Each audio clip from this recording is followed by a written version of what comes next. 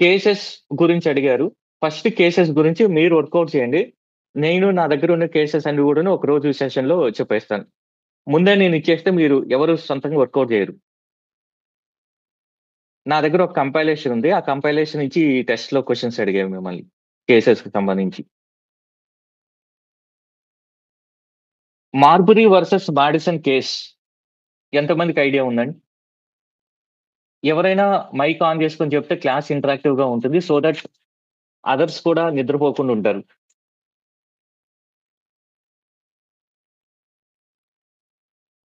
'Marbury versus Madison' case.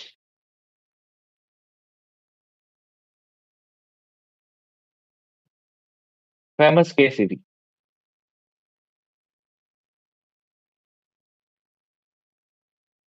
నేను individual names ఎప్పుడు అడగనండి. ఇంకోటి నేనెవరిని జడ్జ్ చేయను.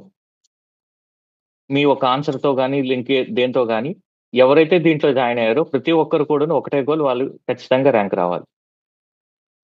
సో, మీరస్సలు భయపడొద్దు తప్పు చెప్పినా, ఏం చేసినా గూడా. Be expressive. Yes. 'Marbury versus Madison' అంటే జ్యుడిషియల్ రివ్యూకి సంబంధించింది. ఇది యూఎస్‌కి సంబంధించిన కేస్ ఇది. ఈ కేస్ నుంచే మన ఇండియాలో కూడా జ్యుడిషియల్ రివ్యూ అనేది తీసుకున్నాం. ఎక్స్‌ప్లిసిట్‌గా ఎక్కడ కూడా మెన్షన్ చేయలేదు జ్యుడిషియల్ రివ్యూ అనేది. ఇంప్లిసిట్‌గా తీసుకున్నాం. సో, ఇలాంటి ఫేమస్ కేసెస్ అన్నీ కూడా గుర్తుండాలి. Ram Jawaya case. R A M J A W A Y A Ram Jawaya case.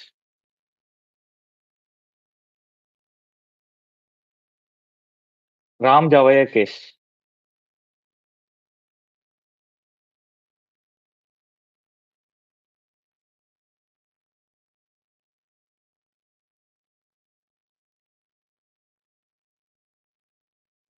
ఎవరైనా రామ్ జవయ్య కేస్. ఇది సెపరేషన్ ఆఫ్ పవర్స్ గురించి మాట్లాడిందండి ఈ case supreme.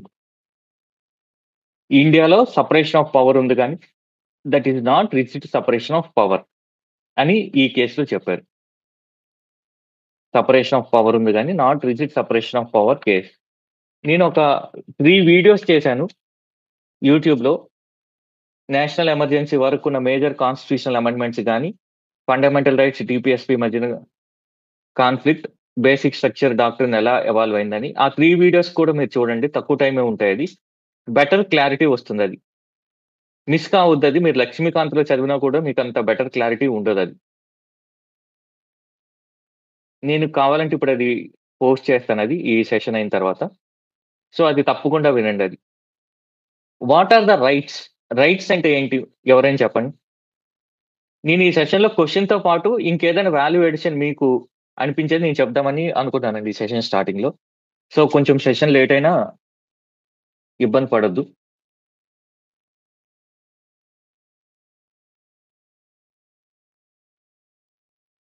What are the rights? Rights అంటే ఏంటి?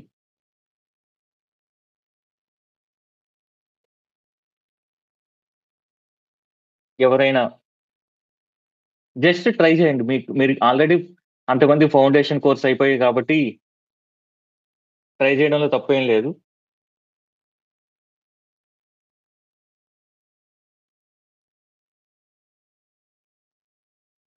Yes. Claims. Very good. Claims. Rights are claims. Rights are claims. ఇంకేదైనా ఆన్సర్ ఉందండి దీనికి? ప్రివిలేజెస్. ప్రివిలేజెస్ ఇంకా ట్రై చేయండి ప్రతి ఒక్కరు something that is morally correct. ఇంకేదైనా ట్రై చేయండి. రైట్స్ అంటే.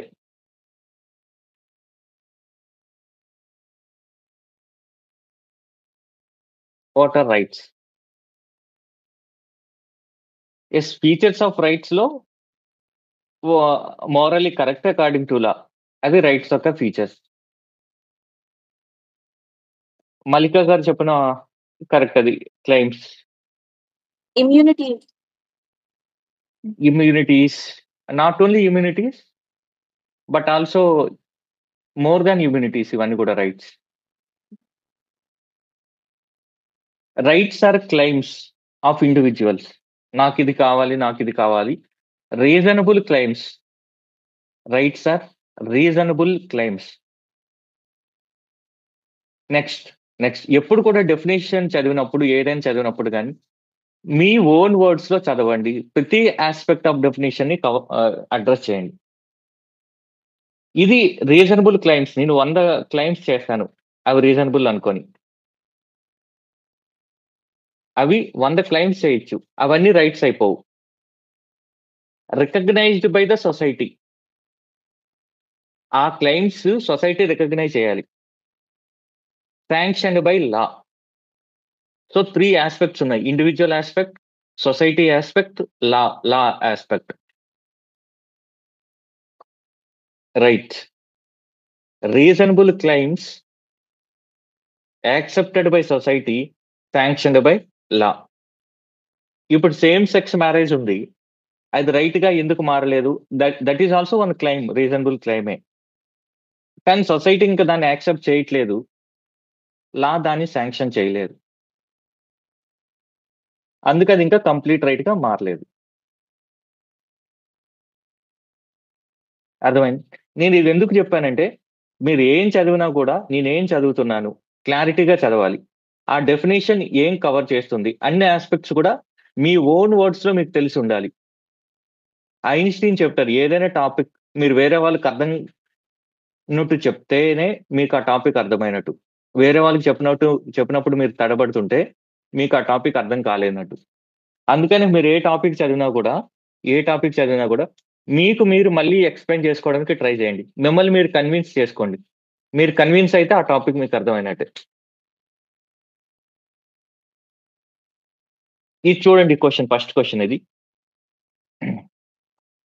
All the fundamental rights. ఇది ఎందుకు నేను చెప్తున్నానంటే, ఇలాంటి టర్మ్స్ ఉండేటప్పుడు అని కూడా నేను ఫస్ట్ సెషన్ లోనే చెప్పాను. ఇలాంటి టర్మ్స్ అన్ని ఉండేటప్పుడు ఖచ్చితంగా మనం హైలైట్ చేసుకోవాలి క్వశ్చన్ పేపర్ లో. All the fundamental rights mentioned in part 3 of the constitution provides protection against the arbitrary action of the state and against the private individuals. So fundamental rights అనేది మీకు తెలుసు, అవి రిస్ట్రిక్షన్స్, స్టేట్ మీద పెట్టే restrictions. అలానే కొన్ని private individuals మీద కూడా పెట్టే రిస్ట్రిక్షన్స్.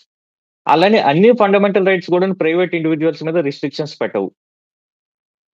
సో ఇది బేసిక్ కాన్సెప్ట్ ఇది.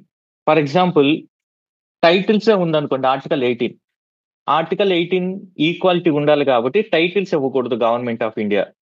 అంటే బహదూర్, రాజ్ బహదూర్, ఇవన్నీ కూడా మహారాజా ఈ టైటిల్స్. కానీ మనం మెగాస్టార్, యువరత్న, నవరత్న అని టైటిల్స్ ఇస్తున్నాం. ప్రైవేట్ ఇండివిజువల్స్ నువ్వు ఏ టైటిల్ అని ఇచ్చుకోవచ్చు. సో అది మీ ప్రైవేట్ ఇండివిజువల్ మీద రిస్ట్రిక్షన్ కాదు కదా ఆర్టికల్ 18. సో ఆ రీజనింగ్ అప్లై చేయాలని మీరు ఏ క్వశ్చన్ అది తీసుకున్నా కూడా. ఇక్కడ ఇచ్చిన స్టేట్మెంట్ మీరు చదివిన సబ్జెక్ట్, ఆ రీజనింగ్ అప్లై చేయాలి. ఆ స్కిల్ అనేది డెవలప్ అవ్వాలి. యాజ్ సచ్ ఈ స్టేట్మెంట్ చదివితే మీకు కొత్తగా అనిపించవచ్చు, బట్ ఒక జనరల్ స్టేట్మెంట్ ని స్పెసిఫిక్ దానికి తీసుకొచ్చినప్పుడు మీరు ఈజీగా సాల్వ్ చేయగలుగుతారు క్వాలిటీని.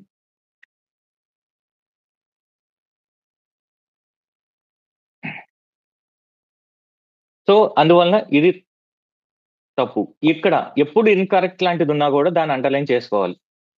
ఇన్కరెక్ట్ లాంటివి అండర్లైన్ చేసుకోవాలి.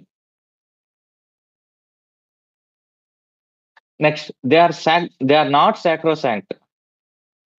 అంటే వాటిని అమెండ్ చేయొచ్చు. And the parliament can curtail or repeal them by constitutional amendment or and ordinary act. Ordinary act ద్వారా చేయకూడదు కదా, కాన్స్టిట్యూషనల్ అమెండ్మెంట్ యాక్ట్ ద్వారానే ఫండమెంటల్ రైట్స్ ని తీసేస్తారు. ఫర్ ఎగ్జాంపుల్, ఒక ఫండమెంటల్ రైట్స్ ని తీసేశారు, ఫండమెంటల్ రైట్ ని. ఆ ఫండమెంటల్ రైట్ ని ఎవరైనా చెప్పగలుగుతారని?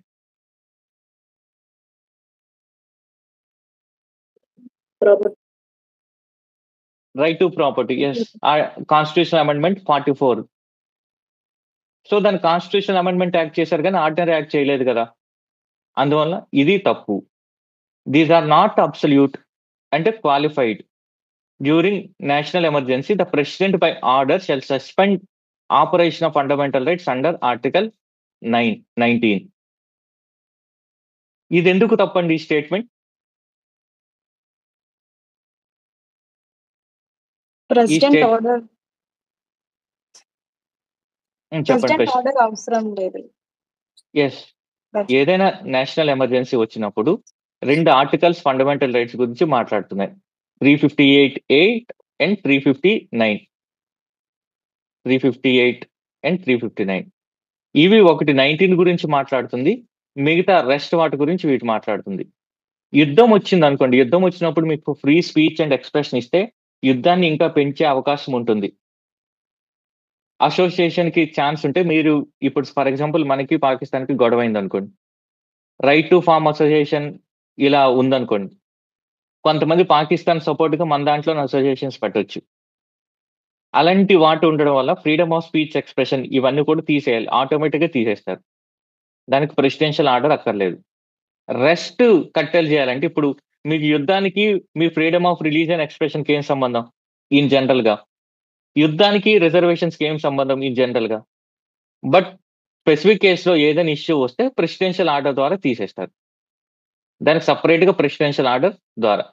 కానీ వీటిలో కూడా 2021 ని సస్పెండ్ చేయలేరు, ఆర్టికల్ 2021. దీనికి ఒక ఫేమస్ కేసు ఉందండి, ఎవరైనా చెప్పగలుగుతారో? ఫేమస్ కేస్ ఎవరైతే చెప్తారో వాళ్ళకి ఒక మంచి చాక్లెట్. ఈ నేషనల్ ఎమర్జెన్సీ టైంలో ఫండమెంటల్ రైట్స్ సస్పెన్షన్ కు సంబంధించి ఒక ఇన్ఫేమస్ కేసు అని చెప్పొచ్చు దాన్ని.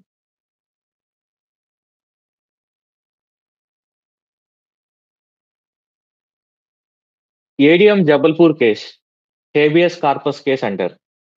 ఆ కేసులో అరెస్ట్ చేస్తే కోర్టుకి వెళ్ళినప్పుడు ఏం చెప్పిందంటే, కోర్టు ఏ ఫండమెంటల్ రైట్ అయిన కూడా నువ్వు గవర్నమెంట్ కట్టేలు చేయొచ్చు అని చెప్పింది. ATM Jabalpur, additional district magistrate Jabalpur కేసులో. కానీ తర్వాత సుప్రీంకోర్టు ఏం చెప్పిందంటే 2021 ని సస్పెండ్ చేయలేరు అని చెప్పింది. సో దాన్నే ఏడిఎం జబల్పూర్ కేసునే హేబియస్ కార్పస్ కేస్ అని చెప్తారు. అది ఒక బ్లాక్ మార్క్ జడ్జిమెంట్ లాంటిది ఇండియన్ జ్యుడిషియరీలో. ఇది బేసిక్ ఫ్యాక్చువల్ క్వశ్చన్ అండి. Scope of operation of fundamental rights are limited by 31A, 31B, 31C. వీటి గురించి నేను ఆ 3 వీడియోస్ లో కూడా కవర్ చేశాను ఎక్స్టెన్సివ్ గా. 31A అంటే మీరు ఏదైనా ప్రాపర్టీని అక్విజిషన్ చేసినప్పుడు ఇవ్వాల్సిన మెజర్స్ కానీ కాంపెన్సేషన్. బి అనేది 9th షెడ్యూల్ గురించి, ఏదైనా లాని ప్రొటెక్ట్ చేయాలి, ఫండమెంటల్ రైట్స్ వైలేట్ చేసినా కూడా దాన్ని 9th షెడ్యూల్లో పెడతారు. 31C అనేది ఏంటి? మీరు కాన్స్టిట్యూషన్ లో 31B అండ్ C డిపిఎస్పికి ప్రైమసీ ఇవ్వడం కోసమని ఏ చట్టమైనా చేస్తే, ఏ యాక్ట్ అయినా చేస్తే దాన్ని 31C నుంచి ప్రొటెక్ట్ చేస్తారు. సో ఈ మూడింటిని కూడాను ఫండమెంటల్ రైట్స్ నుంచి ప్రొటెక్ట్ చేయడానికి ఉన్నవి. ఫండమెంటల్ రైట్స్ నుంచి ప్రొటెక్ట్ చేయడానికి ఉన్నది. 33 అనేది ఫండమెంటల్ రైట్స్ రిస్ట్రిక్షన్స్. కొంతమందికి fundamental rights, for example army, police, paramilitary, వాళ్ళ మీ పైన రిస్ట్రిక్షన్స్ ఉంటుంది. వాళ్ళు అసోసియేషన్స్ ఫామ్ చేయకూడదు, అలాంటివన్నీ కూడా. Intelligence agencies. 34 martial law. Martial law పైన ఇప్పటి వరకు క్వశ్చన్ ఎప్పుడు కూడా అడగలేదండి. ఈ ఆర్టికల్ ఇప్పటి వరకు ఎప్పుడు కూడా ఇండియన్ కాన్స్టిట్యూషన్ లో వాడలేదు. ఆర్టికల్ 34 మార్షల్ లా పైన ఇప్పటి వరకు ఎప్పుడు కూడా క్వశ్చన్ కూడా అడగలేదు.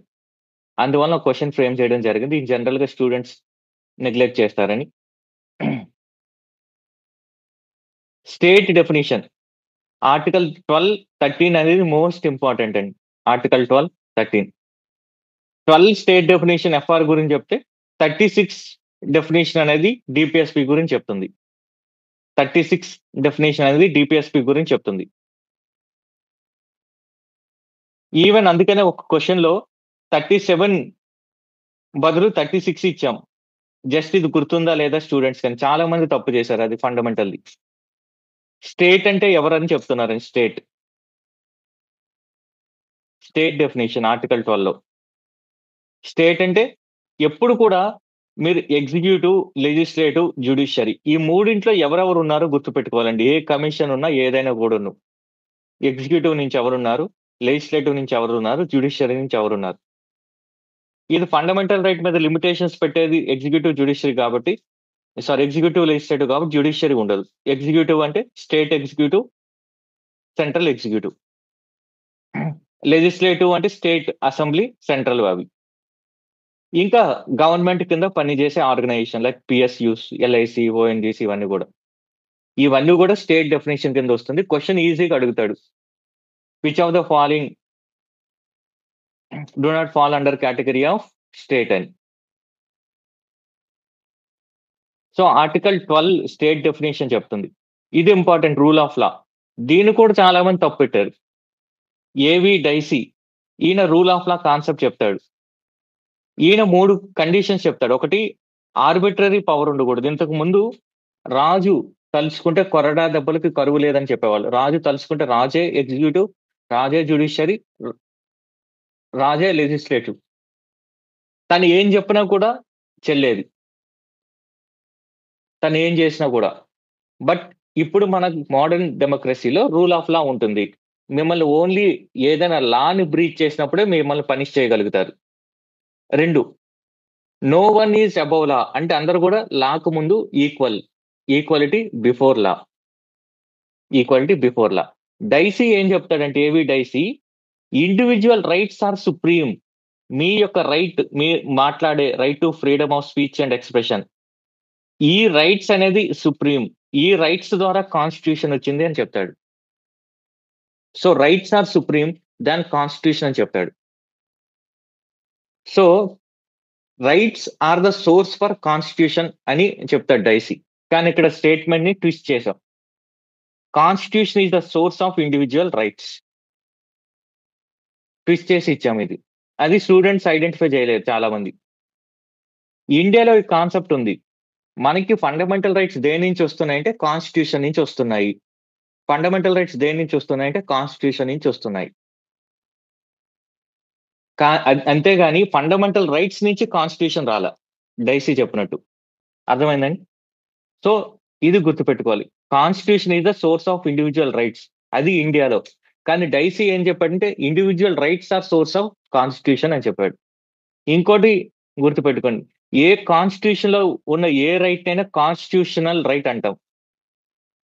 ఏ రైట్ అయినా కాన్స్టిట్యూషన్ లో ఉన్న ఏ రైట్ అయినా కాన్స్టిట్యూషనల్ రైట్ అంటాం. పార్ట్ 3 లో ఉన్న రైట్స్ ని ఫండమెంటల్ రైట్స్ అంటాం. So constitutional rights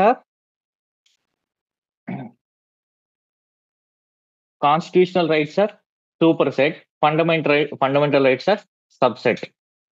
legal rights అంటే యాక్ట్ లో ఉండేవి. యూపీఎస్సి ఇలాంటి వర్డ్స్ తోనే వర్డ్ గేమ్ ఆడుతుంది. ఇవి క్లారిటీ ఉండాలి. మీకు ఒకవేళ ఎప్పుడైనా ఎగ్జామ్ లో హాల్లో డౌట్ వచ్చింది అనుకోండి, ఒక చిన్న డయాగ్రామ్ వేసుకోవడమో, ఆర్టికల్ వేసుకోవడమో ఇలాంటివి చేస్తూ ఉండండి. ఎగ్జామ్ హాల్లో మాత్రం ప్యాసివ్ గా రాయొద్దు ఎగ్జామినేషన్ పేపర్ ని. ఈవెన్ డిస్టెన్స్ కూడా, నేను ఇప్పుడు కంఫర్టబుల్ గా లీజర్ గా కూర్చున్నా, బట్ ఫైనల్ ఎగ్జామ్ లో నేను కనిపిస్తున్నానండి మీకు?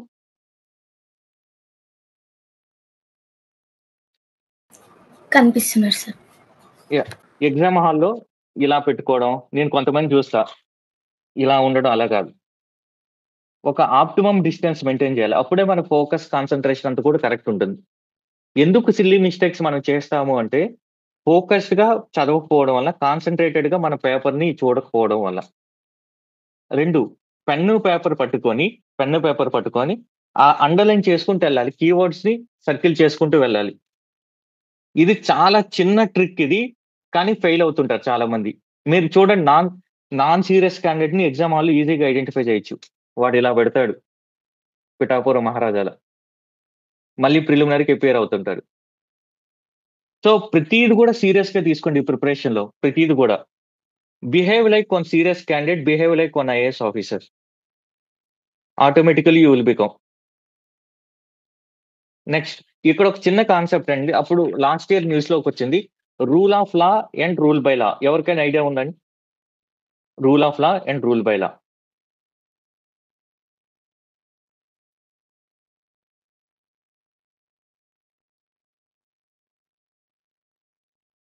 Rule of law, rule by law. ఇంకో డైరీ మిల్క్ క్వశ్చన్ ఇది.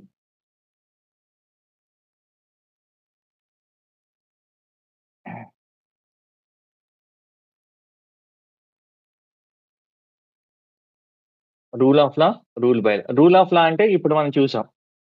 No arbitrary power. అంటే రాజు తలుచుకున్న వెంటనే కొట్టడం కాదు. No arbitrary power. ఒక లా ఉండాలి. లా ఆఫ్ ల్యాండ్ ప్రకారం జరగాలి ఏదైనా కూడా. 2 equality before law. No one is above లా.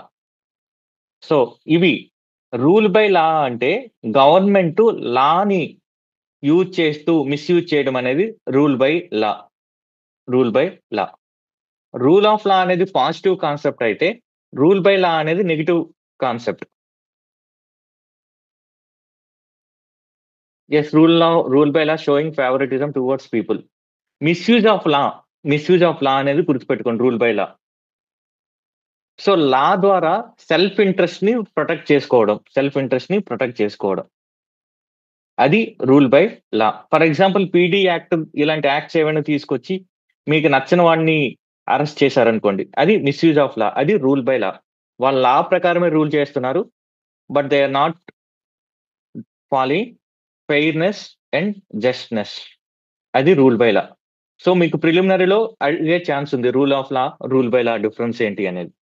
అది లాస్ట్ ఇయర్ న్యూస్ లో ఉంది. So rule of law main features ఏంటి? Rule of law main features, ఇది people's responsibility to the government. ఇది ఏమాత్రం సంబంధం లేదు. ఈజీ క్వశ్చన్ ఇది. ఆర్బిట్రరీ పవర్ లేదు అంటే అది limitation power, equality before law, liberty and civil rights. So easy question అది. ఒకసారి ఇందాక నేను మధ్యలో స్కిప్ చేశాను. కాన్స్టిట్యూషనల్ రైట్ కి ఎగ్జాంపుల్ చెప్పండి. కాన్స్టిట్యూషనల్ రైట్ కి example.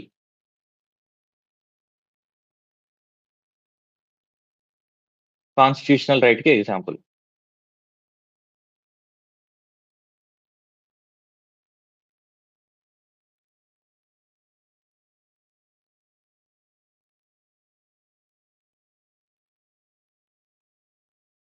Good. Right to vote, right to property అనేది కాన్స్టిట్యూషనల్ రైట్. ఎందుకంటే అది కాన్స్టిట్యూషన్ లో ఉంది కానీ ఫండమెంటల్ రైట్స్ లో లేదు.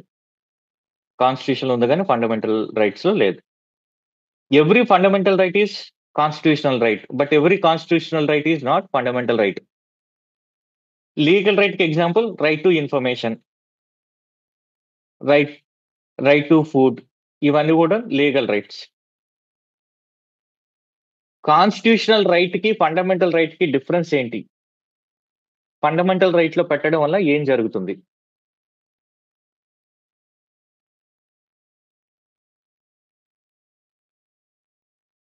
ఫండమెంటల్ రైట్ పెట్టడం వల్ల ఏంటి additional advantage? Guaranteed by the Constitution, sir. Fundamental rights. Very good.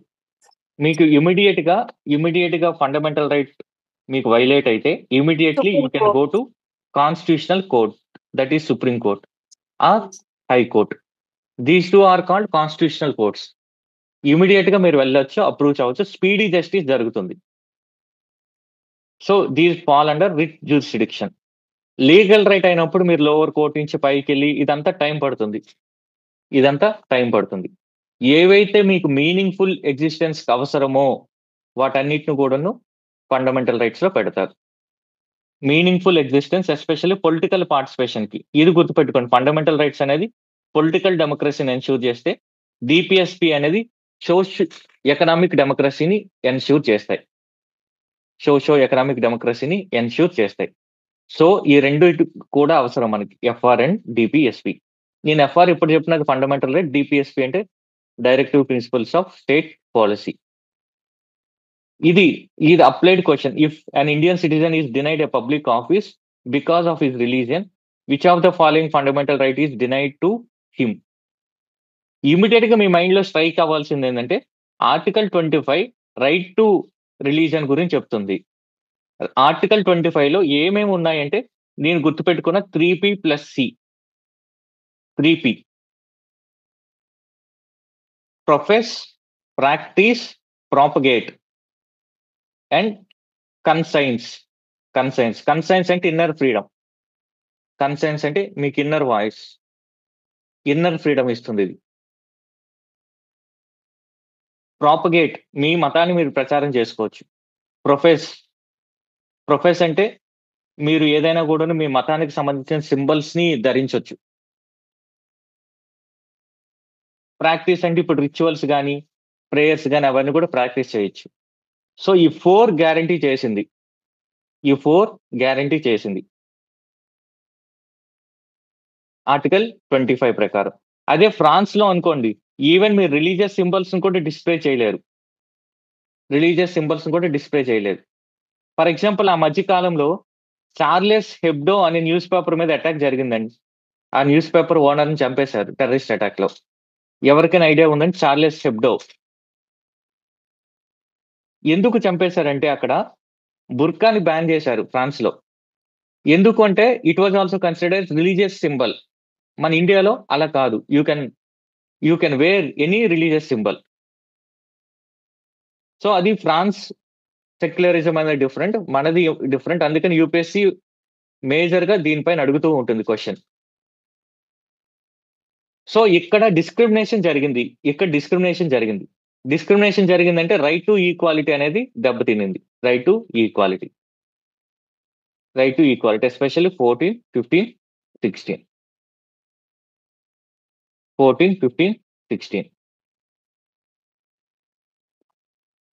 14, 19, 21 ఈ మూడింటిని ట్రినిటీ ఆఫ్ కాన్స్టిట్యూషన్ అంటారండి. 14, 19, 21. Equality, freedom, right to life, ఈ మూడింటిని Trinity of fundamental rights. So most important rights ఆ మూడు, మిగతా అన్నింటితో పోలిస్తే.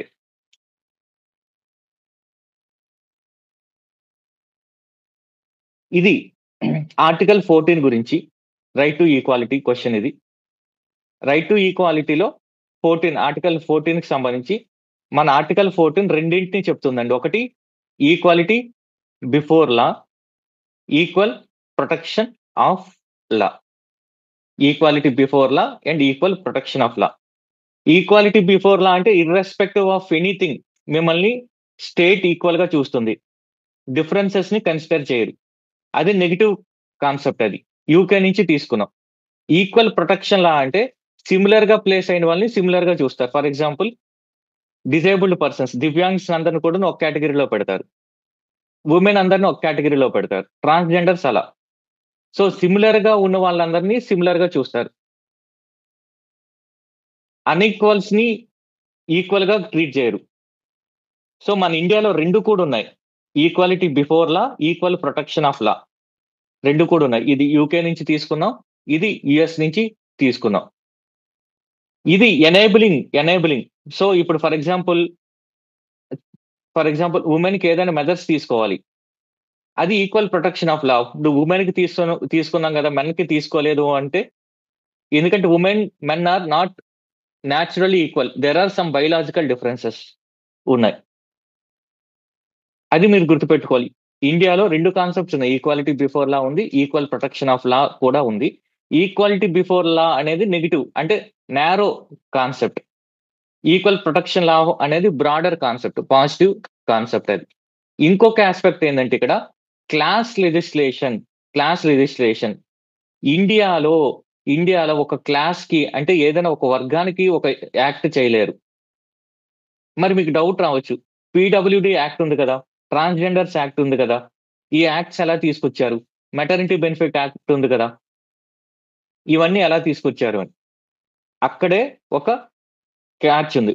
ఫస్ట్ గుర్తుపెట్టుకోవాల్సింది ఏంటంటే క్లాస్ లెజిస్లేషన్ అనేది లేదు, కానీ రీజనబుల్ క్లాసిఫికేషన్ చేయొచ్చు ఇండియాలో.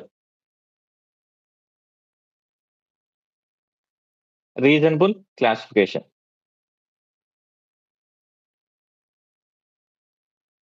రీజనబుల్ క్లాస్ లెజిస్లేషన్ లేదు, బట్ రీజనబుల్ క్లాసిఫికేషన్ చేయొచ్చు. చేసి ఒక యాక్ట్ ని పాస్ చేయొచ్చు.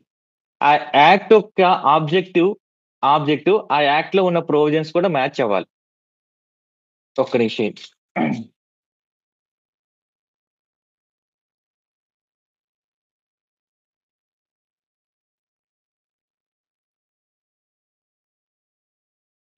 సో రీజనబుల్ క్లాసిఫికేషన్ చేయొచ్చు. ఆ రీజనబుల్ క్లాసిఫికేషన్ ఎలా చేస్తారంటే ఇంటెలిజిబుల్ డిఫరెన్షియా. ఇంటెలిజిబుల్ డిఫరెన్షియా అంటే మనం ఆ డిఫరెన్స్ ని ఐడెంటిఫై చేసేటట్టు ఉండాలి. ఆ డిఫరెన్స్ ని ఐడెంటిఫై చేసేటట్టు ఉండాలి. ఫర్ ఎగ్జాంపుల్ డిజేబుల్డ్ పర్సన్స్ ఉన్నారు, వాళ్ళని ఈజీగా క్లాసిఫై చేయొచ్చు. చిల్డ్రన్ ఉన్నారు, పోక్సో యాక్ట్ ఉంది, సో చిల్డ్రన్ ఈజీగా డిఫరెన్షియేట్ చేసేయచ్చు. అలానే ఆ యాక్ట్ యొక్క ఇంటెన్షన్ అనేది, యాక్ట్ యొక్క ఇంటెన్షన్స్ ప్రొవిజన్స్ అనేది మ్యాచ్ అవ్వాలి. For example tax exemptions to farmers, ఉందనుకోండి, ఇది ఇంటెలిజిబుల్ డిఫరెన్షియా బట్టి ఫార్మర్స్ ని సెగ్రిగేట్ చేశారు. అంటే ఫార్మర్స్ పేదవాళ్ళు, వాళ్ళ ఒక గ్రూప్ అని. సో అది ఒక రీజనబుల్ క్లాసిఫికేషన్. అది ఆ క్లాసిఫికేషన్స్ కి ట్యాక్స్ ఎగ్జామ్షన్ ఇవ్వచ్చు. సో క్లాస్ లెజిస్లేషన్ లేదు, కానీ రీజనబుల్ క్లాసిఫికేషన్ అనేది మనం వాడొచ్చు. డాక్ట్రిన్ ఆఫ్ రీజనబుల్ క్లాసిఫికేషన్, అది మీరు గుర్తుపెట్టుకోవాలి. Right to equality.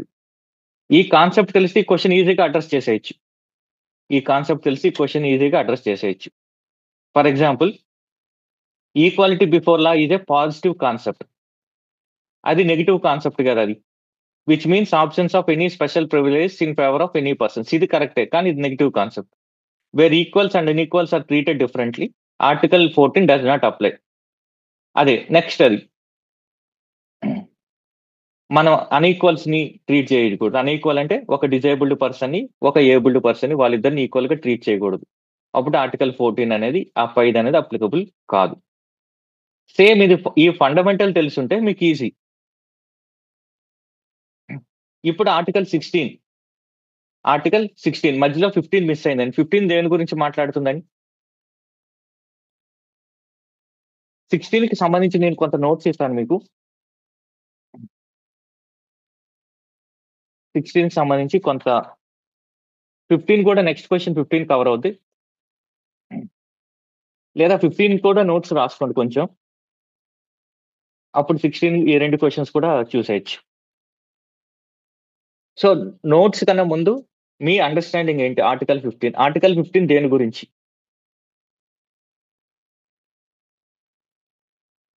Prohibition of discrimination in certain castes. Good. Prohibition of discrimination On religion, race, caste, sex and place of birth. ఎక్కడ prohibition ఉంది? ఆ డిస్క్రిమినేషన్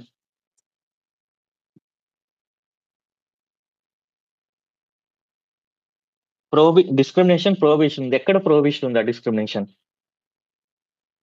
Religions ఈ reasons మీద. అవి గ్రౌండ్స్, అవి పబ్లిక్ ప్లేసెస్ లో అని గుర్తుపెట్టుకోండి. Okay. పబ్లిక్ ప్లేసెస్ లో అంటే ఇంతకు ముందు ఒక ఊర్లో ఏదైనా వెల్ ఉంటే ఆ వెల్లో ఒక కమ్యూనిటీ వాళ్ళు మాత్రం వాటర్ తీసుకునేవాళ్ళు. సో ఒక పబ్లిక్ ప్లేస్ ఉంటే ఆ పబ్లిక్ ప్లేస్ లోకి కొన్ని క్యాస్ట్ ని అలౌ చేసేవాళ్ళు కాదు. సో ఇది ఇండిపెండెన్స్ టైంలో చాలా ఎక్కువగా ఉంది. ఈవెన్ రీసెంట్ టైమ్స్ వరకు కూడా ఎక్కువగా ఉండింది ఇది ఇండియాలో. సో పబ్లిక్ ప్లేసెస్ లో అంటే ఫర్ ఎగ్జాంపుల్ ఇప్పుడు సినిమా థియేటర్కి వచ్చారంటే అన్ని క్యాస్ట్ కమ్యూనిటీస్ వస్తున్నారు. ఆ పబ్లిక్ ప్లేసెస్ యాక్సెసిబిలిటీలో డిస్క్రిమినేషన్ చేయకూడదు అని చెప్తుంది. ఏ డిస్క్రిమినేషన్ చేయకూడదు అంటే ఈ గ్రౌండ్స్ లో మాత్రమే చేయకూడదు అని చెప్తుంది. ఈ గ్రౌండ్స్ లో మాత్రమే చేయకూడదు. డిస్క్రిమినేషన్ చేయొచ్చు. ఇప్పుడు ఫర్ ఎగ్జాంపుల్ వాడికి ఒక కమ్యూనికబుల్ డిసీజ్ ఉంది, కోవిడ్, కానీ గ్రౌండ్స్ క్లియర్ గా చెప్తుంది ఇది. ఏ గ్రౌండ్స్ అంటే ఆ గ్రౌండ్స్ గుర్తుపెట్టుకోవాలి, దానిపైన క్వశ్చన్ అడిగే ఛాన్స్ ఉంటుంది. ఇది యాక్చువల్ గా స్టూడెంట్స్ ఎంత లెథర్జీకి తయారంటే చిన్న కూడా గుర్తుపెట్టుకోవడానికి ఇది యూపీఎస్సీలో అడగర్లే అన్న ఫీలింగ్లు ఉంటున్నారండి. అది యాక్చువల్ గా చాలా తప్పది. ఆ గ్రౌండ్స్ ఏంటండి?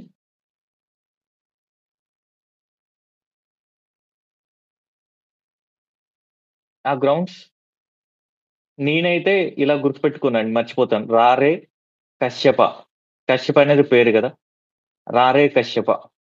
మీకు గుర్తుంటే ట్రై చేయండి. ఇది నాకైతే గుర్తుంది. ఇది రారే కశ్యప. రా అంటే రిలీజియన్, రే అంటే రేస్, కా అంటే క్యాస్ట్, షా అంటే సెక్స్, పి అంటే ప్లేస్ ఆఫ్ బర్త్. సెక్స్ కి జెండర్ కి డిఫరెన్స్ ఉందండి. సెక్స్ అనేది బయలాజికల్ కన్స్ట్రక్ట్, జెండర్ అనేది సోషల్ కన్స్ట్రక్ట్. సోషల్ కన్స్ట్రక్ట్ ఈ రెండిటికి, ఈ టర్మ్స్ కి డిఫరెన్స్ ఉంది. Religion, race, caste, place of birth. So ఇది రారే కశ్యప. ఎందుకు ఇది గుర్తుపెట్టుకున్నానంటే నేను చదివినప్పుడు, సో ఈ గ్రౌండ్స్ లో డిస్క్రిమినేషన్ చేయొచ్చు చేయకూడదు అని క్వశ్చన్ అడిగే ఛాన్స్ ఉంది. సో నాకు ఈ 5 గ్రౌండ్స్ ఈ సింపుల్ వర్డ్ తో గుర్తుంటే నేను ఆ క్వశ్చన్ కాన్ఫిడెంట్ గా అటెంప్ట్ చేయగలుగుతాను.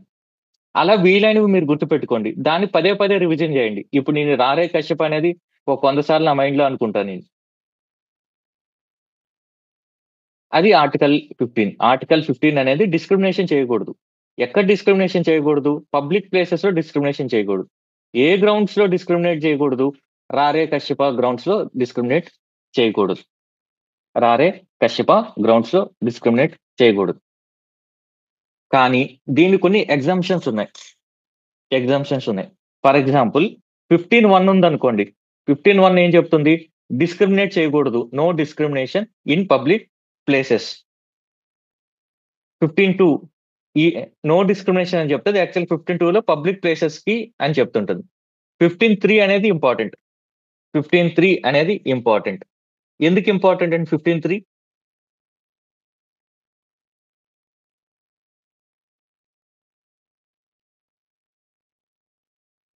ఉమెన్ కి చిల్డ్రన్ కి ఒక ఎగ్జామ్షన్స్ ని దీంట్లో మెన్షన్ చేశారు 15(3) లో. ఉమెన్ చిల్డ్రన్ కి ఒక ఎగ్జామ్షన్స్ ని 15(3) లో మెన్షన్ చేశారు.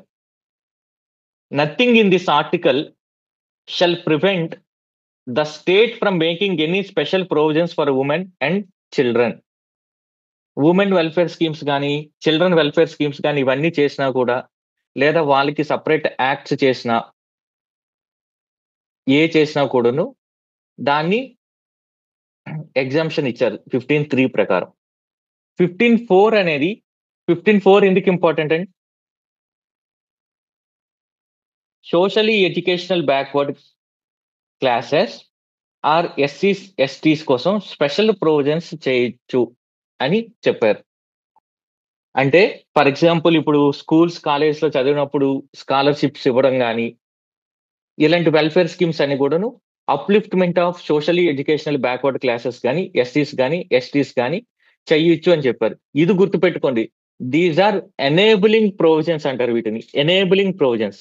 స్టేట్ కెన్ డూ అంటే స్టేట్ చేయొచ్చు, చేస్తే అది ఆర్టికల్ 15 కి వైలేట్ చేసినట్టు కాదు. అంతే తప్ప స్టేట్ కి మీద మ్యాండేటరీ కాదు. స్టేట్ షెల్ అనలేదు. ఎనేబులింగ్ ప్రొవిజన్స్ స్టేట్ చెయ్యొచ్చు. అందుకనే రిజర్వేషన్ అనేది not right. State can provide reservations. ఆ డిఫరెన్స్ ఉందండి. అది ఒక హక్కు కాదు, ఒక స్టేట్ కి ఇచ్చిన రెస్పాన్సిబిలిటీ, ఒక ఎనేబులింగ్ ప్రొవిజన్. అది ఈ క్లారిటీ మీలో ఉండాలి. డిస్క్రిమినేషన్ చేయకూడదు అనేది హక్కు, కానీ నాకు ఈ స్పెషల్ ప్రొవిజన్స్ కావాలనేది హక్కు కాదు. దాంతో యూపీఎస్సీ వర్డ్ గేమ్ ఆడొచ్చు. సో మనం 15(1) చూసాం, 15(2) చూసాం, 3 చూసాం, 4 చూసాం. So states can make special provisions. For example మీకు ఎడ్యుకేషన్ ఇన్స్టిట్యూషన్స్ ఉన్నాయి.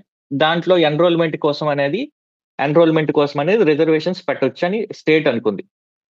కానీ ఇక్కడ ఏం ప్రాబ్లం వచ్చిందంటే 91 తర్వాత మోర్ ప్రైవేట్ కాలేజ్ స్టార్ట్ అయ్యాయి ఇండియాలో than government college. For example if you take medicine seats, there are more private medical seats than government seats. అప్పుడు గవర్నమెంట్ ఏం చేసిందంటే ప్రైవేట్ ఎడ్యుకేషనల్ ఇన్స్టిట్యూషన్స్ లో కూడా రిజర్వేషన్స్ ఇవ్వాలి అని అనుకుంది. Like there are more private engineering colleges than government engineering colleges. అప్పుడు court ఏం చెప్పిందంటే ఆల్రెడీ ఇది గవర్నమెంట్ ఇన్స్టిట్యూషన్స్ తప్ప ప్రైవేట్ ఇన్స్టిట్యూషన్స్ లో లేదు రిజర్వేషన్స్ అన్నట్టు చెప్పింది. అప్పుడు government has to do constitutional amendment. అప్పుడు 15(5) ని యాడ్ చేసింది. ఈ 15(5) వలన రిజర్వేషన్స్ కి స్కోప్ దొరికింది. దేంట్లో రిజర్వేషన్స్ అనేది కూడా క్లారిటీ ఉండాలి. ఎడ్యుకేషనల్ ఇన్స్టిట్యూషన్స్ లో. ఏ ఎడ్యుకేషనల్ ఇన్స్టిట్యూషన్స్ అంటే both public and private institutions లో అని క్లియర్ గా చెప్పింది. Both public and private educational institutions లో. ఈ అమెండ్మెంట్ యాక్ట్ ఏంటంటే 93rd కాన్స్టిట్యూషనల్ అమెండ్మెంట్ యాక్ట్. ఇది గుర్తుండాలి. 93rd కాన్స్టిట్యూషనల్ అమెండ్మెంట్ యాక్ట్ లో ఎగ్జాక్ట్ ప్రొవిజన్ జస్ట్ చదువుతున్నా చూడండి. Provisions related to admission to educational institutions including public and private. So public ఉంది, private ఉంది, other than minority educational institutions. So public private రెండింటి కూడా reservations ఉన్నాయి ఎడ్యుకేషనల్ ఇన్స్టిట్యూషన్స్ కి, exceptions minority educational institutions. ఈ minority educational institutions ని 29, 30 articles లో ఉన్నాయి. అర్థమైందండి? సో దీన్ని సుప్రీంకోర్టులో కూడా ఛాలెంజ్ చేశారు ఈ 93rd కాన్స్టిట్యూషనల్ అమెండ్మెంట్ యాక్ట్ ని. దాన్ని అశోక్ కుమార్ ఠాకూర్ కేసులో సుప్రీంకోర్టు కూడా అప్హెల్డ్ చేసింది. యాక్చువల్గా ఇది ఏం జరిగిందంటే ఇనిషియల్ గా ప్రైవేట్ ఇన్స్టిట్యూషన్స్ లో కూడా రిజర్వేషన్స్ ఇవ్వాలి ఎడ్యుకేషనల్ ఇన్స్టిట్యూషన్స్ లో అని అనుకుంది గవర్నమెంట్. అప్పుడు టిఎంఏ పాయ్ ఫౌండేషన్ కేసు ఒకటి, ఈనాందార్ కేసు అని ఒకటి 2 కేసెస్ లో దీన్ని ఛాలెంజ్ చేశారు. ఈనాందారి కేసు, ఈ 2 కేసులో సుప్రీంకోర్టు ఏం చెప్పిందంటే రిజర్వేషన్స్ అనేది గవర్నమెంట్ ఇన్స్టిట్యూషన్స్ లో ఇవ్వండి కానీ ప్రైవేట్ ఇన్స్టిట్యూషన్స్ లో ఇవ్వద్దు లేదు అని ఉందని చెప్పింది. అప్పుడు government 93rd constitutional amendment act ని చేశారు. ఆ 93rd అమెండ్మెంట్ ని అశోక్ కుమార్ ఠాకూర్ కేసులో ఛాలెంజ్ చేశారు. అశోక్ కుమార్ ఠాకూర్ కేసులో ఈ 93rd కాన్స్టిట్యూషనల్ అమెండ్మెంట్ యాక్ట్ ని అప్హోల్డ్ చేశారు. You have to remember like this entire chain మీరు గుర్తుపెట్టుకోవాలి. ఊరికి టిఎంఏ పాయ్ ఫౌండేషన్ కేసు అని కానీ ఇనాందారి కేసు అని గుర్తుపెట్టుకున్నా కూడా స్టోరీ గుర్తుండదు. తర్వాత రీసెంట్ టైమ్స్ లో ఏం జరిగింది, సోషో ఎకనామిక్ ఎడ్యుకేషనల్ బ్యాక్వర్డ్నెస్ కాదు, న్యూ బ్యాక్వర్డ్నెస్ ని కూడా తీసుకొచ్చారు. అది ఎకనామిక్ బ్యాక్వర్డ్నెస్. సోషో ఎడ్యుకేషనలే కాదు, ఎకనామిక్ యాంగిల్ ని కూడా తీసుకొచ్చి 103rd కాన్స్టిట్యూషనల్ అమెండ్మెంట్ యాక్ట్ చేశారు. 103rd కాన్స్టిట్యూషనల్ అమెండ్మెంట్ యాక్ట్ చేశారు. దీని ప్రకారం ఈడబ్ల్యూఎస్ ఎకనామికల్లీ వీకర్ సెక్షన్స్ కి రిజర్వేషన్స్ ప్రొవైడ్ చేశారు. అదే 15(6) ఆర్టికల్ ని యాడ్ చేశారు. సో 15 అనేది పబ్లిక్ ప్లేసెస్ అండ్ రిజర్వేషన్ సంబంధించి ఎడ్యుకేషనల్ ఇన్స్టిట్యూషన్స్ గురించి మాట్లాడుతుంది. అదే 16 అనేది ఎంప్లాయ్మెంట్ గురించి మాట్లాడుతుంది. ఈ 2 క్లారిటీ ఉండాలి. ఎంప్లాయ్మెంట్, పొలిటికల్ రిజర్వేషన్ అంటే కొన్ని కాన్స్టిట్యుయెన్సీస్ ఎస్సీస్ ఎస్టీస్ కి రిజర్వ్ అయి ఉంటాయి. వేటి గురించి కూడా ఫండమెంటల్ రైట్స్ లో మాట్లాడట్లేదు. సపరేట్ గా 340 ఆర్టికల్స్ వాటిలో మాట్లాడుతుంది. SC ST political representation. So మీకు ఐడియా ఉండాలి, ఎడ్యుకేషన్ కి సంబంధించి ఆర్టికల్, ఎంప్లాయ్మెంట్ కి సంబంధించి ఏం ఆర్టికల్, పొలిటికల్ కి సంబంధించి ఏం ఆర్టికల్, లోకల్ బాడీస్ కి సంబంధించిన ఏం ఆర్టికల్ అని.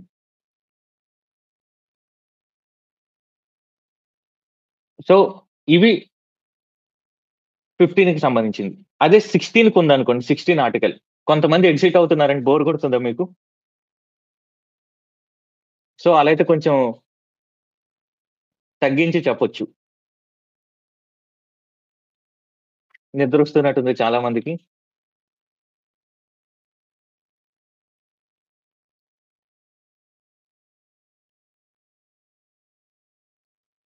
అర్థం కాకుండా ఉండండి. ఏమైంది దీంట్లో అర్థం కాని కాన్సెప్ట్ లేదా రిపిటేషన్ అవుతుంది, మీరు ఆల్రెడీ ఫౌండేషన్ దాంట్లో నేర్చుకొని.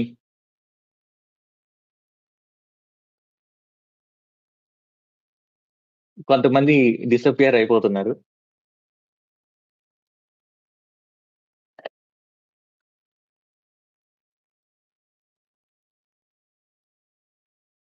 కంటిన్యూ చేయండి సార్, కొన్ని కాన్సెప్ట్స్ మాకు తెలియదు.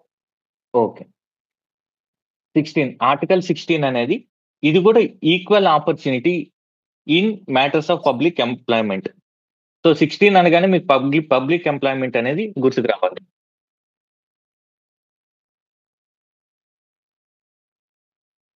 Public employment. సో ఈ పబ్లిక్ ఎంప్లాయ్మెంట్ లో డిస్క్రిమినేషన్ చేయకూడదు. గ్రౌండ్స్ ఏంటి? సేమ్ గ్రౌండ్స్, రారే కశ్యప. రారే కశ్యప. Race, religion, race, caste, sex, place of birth. దీనితో పాటు ఇంకా 2 ఎక్స్ట్రా. ఆ 2 ఏంటో చెప్తారండి? ఇంకో 2 ఎక్స్ట్రా వీటితో పాటు.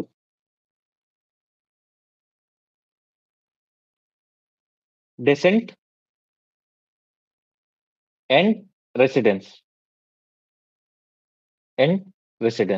ఈ 2 ఎక్స్ట్రా. సో 15 కన్నా 16 గ్రౌండ్స్ 2 ఎక్కువ గ్రౌండ్స్. ఆ 2 గ్రౌండ్స్ ఏమంటే descent and residence.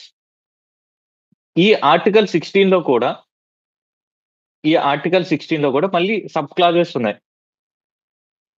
Like sub clauses ఉన్నాయి. ఫస్ట్ సబ్ క్లాస్ సేమ్ మనం చెప్పుకున్నది, ఈక్వల్ ఆపర్చునిటీ ఉండాలి అందరికీ అనేది. సో దీంట్ నుంచి క్వశ్చన్ ఉండదు. నెక్స్ట్ సబ్ క్లాజ్ డిస్క్రిమినేషన్ చేయకూడదు ఈ గ్రౌండ్స్ అని ఉంటుంది. ఏ గ్రౌండ్స్ అనేది అదే గ్రౌండ్స్, రారే కశ్యప ప్లస్ డిసెంట్ ప్లస్ రెసిడెన్స్. 16(3) అనేది ఒక ఎగ్జంప్షన్. సో కొన్ని సందర్భాల్లో ప్లేస్ ఆఫ్ రెసిడెన్స్ బట్టి ఎగ్జంప్షన్ చేయొచ్చు. Place of residence for example Madras presidency నుంచి ఆంధ్ర సపరేట్ అయింది. అప్పుడు సపరేట్ అయినప్పుడు మద్రాస్ తమిళ్ పీపుల్ యొక్క రిప్రజెంటేషన్ ఎక్కువ ఉండింది. అనేది ఎక్కువ ఉండింది. అప్పుడు ప్లేస్ ఆఫ్ రెసిడెన్స్ ఆంధ్ర వాళ్ళకే పోస్ట్ ఇవ్వాలి. సేమ్ అలానే ఆంధ్ర తెలంగాణ ఉండేటప్పుడు 371D అనేది తీసుకొచ్చారు జయాంధ్ర మూవ్మెంట్ అయినప్పుడు. 371D article. ఈ ఆర్టికల్ ప్రకారం లోకల్ జాబ్స్ అనేది లోకల్కే. ఫర్ ఎగ్జాంపుల్ డిస్ట్రిక్ట్ జాబ్స్ అనేది ఆ డిస్ట్రిక్ట్ వాళ్ళు, తెలంగాణ వాళ్ళకి అని. మన ఆంధ్ర తెలంగాణలో జోన్స్ క్రియేట్ చేశారు. అప్పుడు జోన్స్ క్రియేట్ చేసి ఈ జోన్ లో ఉన్న వాళ్ళకి ఈ జోన్ అని లోకల్ జాబ్స్, అలా స్టేట్ జాబ్స్ అనేది స్టేట్ అందరికీ కంప్లీట్ అయ్యేటట్టు. సో ప్లేస్ ఆఫ్ రెసిడెన్స్ అనేది ఒక ఎగ్జాంప్షన్ ఇవ్వచ్చు. ఆ ఎగ్జాంప్షన్ ప్రకారమే 371D కూడా తీసుకొచ్చారు. అది మనం గుర్తుపెట్టుకోవాలి. ఇప్పుడు నెక్స్ట్ ఇంపార్టెంట్ ఏంటంటే, ఇది వీలైతే మీరు నోట్ చేసుకోండి.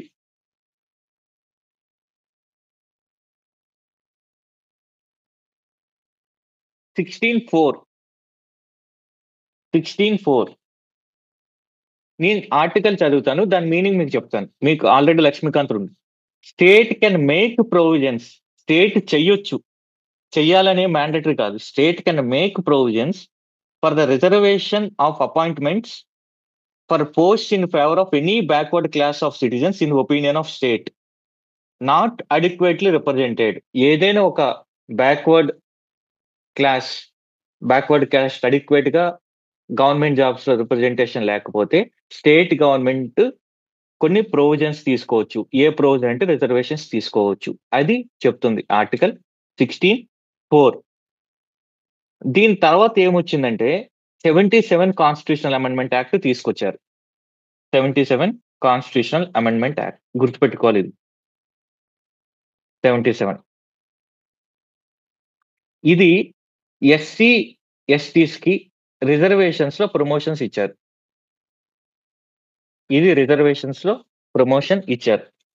యాక్చువల్గా దీనికి ముందు స్టోరీ ఏం జరిగిందంటే, ముందు మండల్ కమిషన్ కేసు, ఇందిరా సహాని కేసులో ఆల్రెడీ ఇచ్చారు రిజర్వేషన్ల ప్రమోషన్లు. దాన్ని కొట్టేసింది సుప్రీంకోర్టు. కొట్టేస్తే ఈ కాన్స్టిట్యూషనల్ అమెండ్మెంట్ యాక్ట్ చేశారు, 77 constitutional amendment act. So article 77 అనేది ఎస్సీ ఎస్టీస్ కి రిజర్వేషన్స్ ఉన్నాయి. అపాయింట్మెంట్ లో కాదు, ప్రమోషన్స్ లో కూడా. యాక్చువల్గా what is democracy?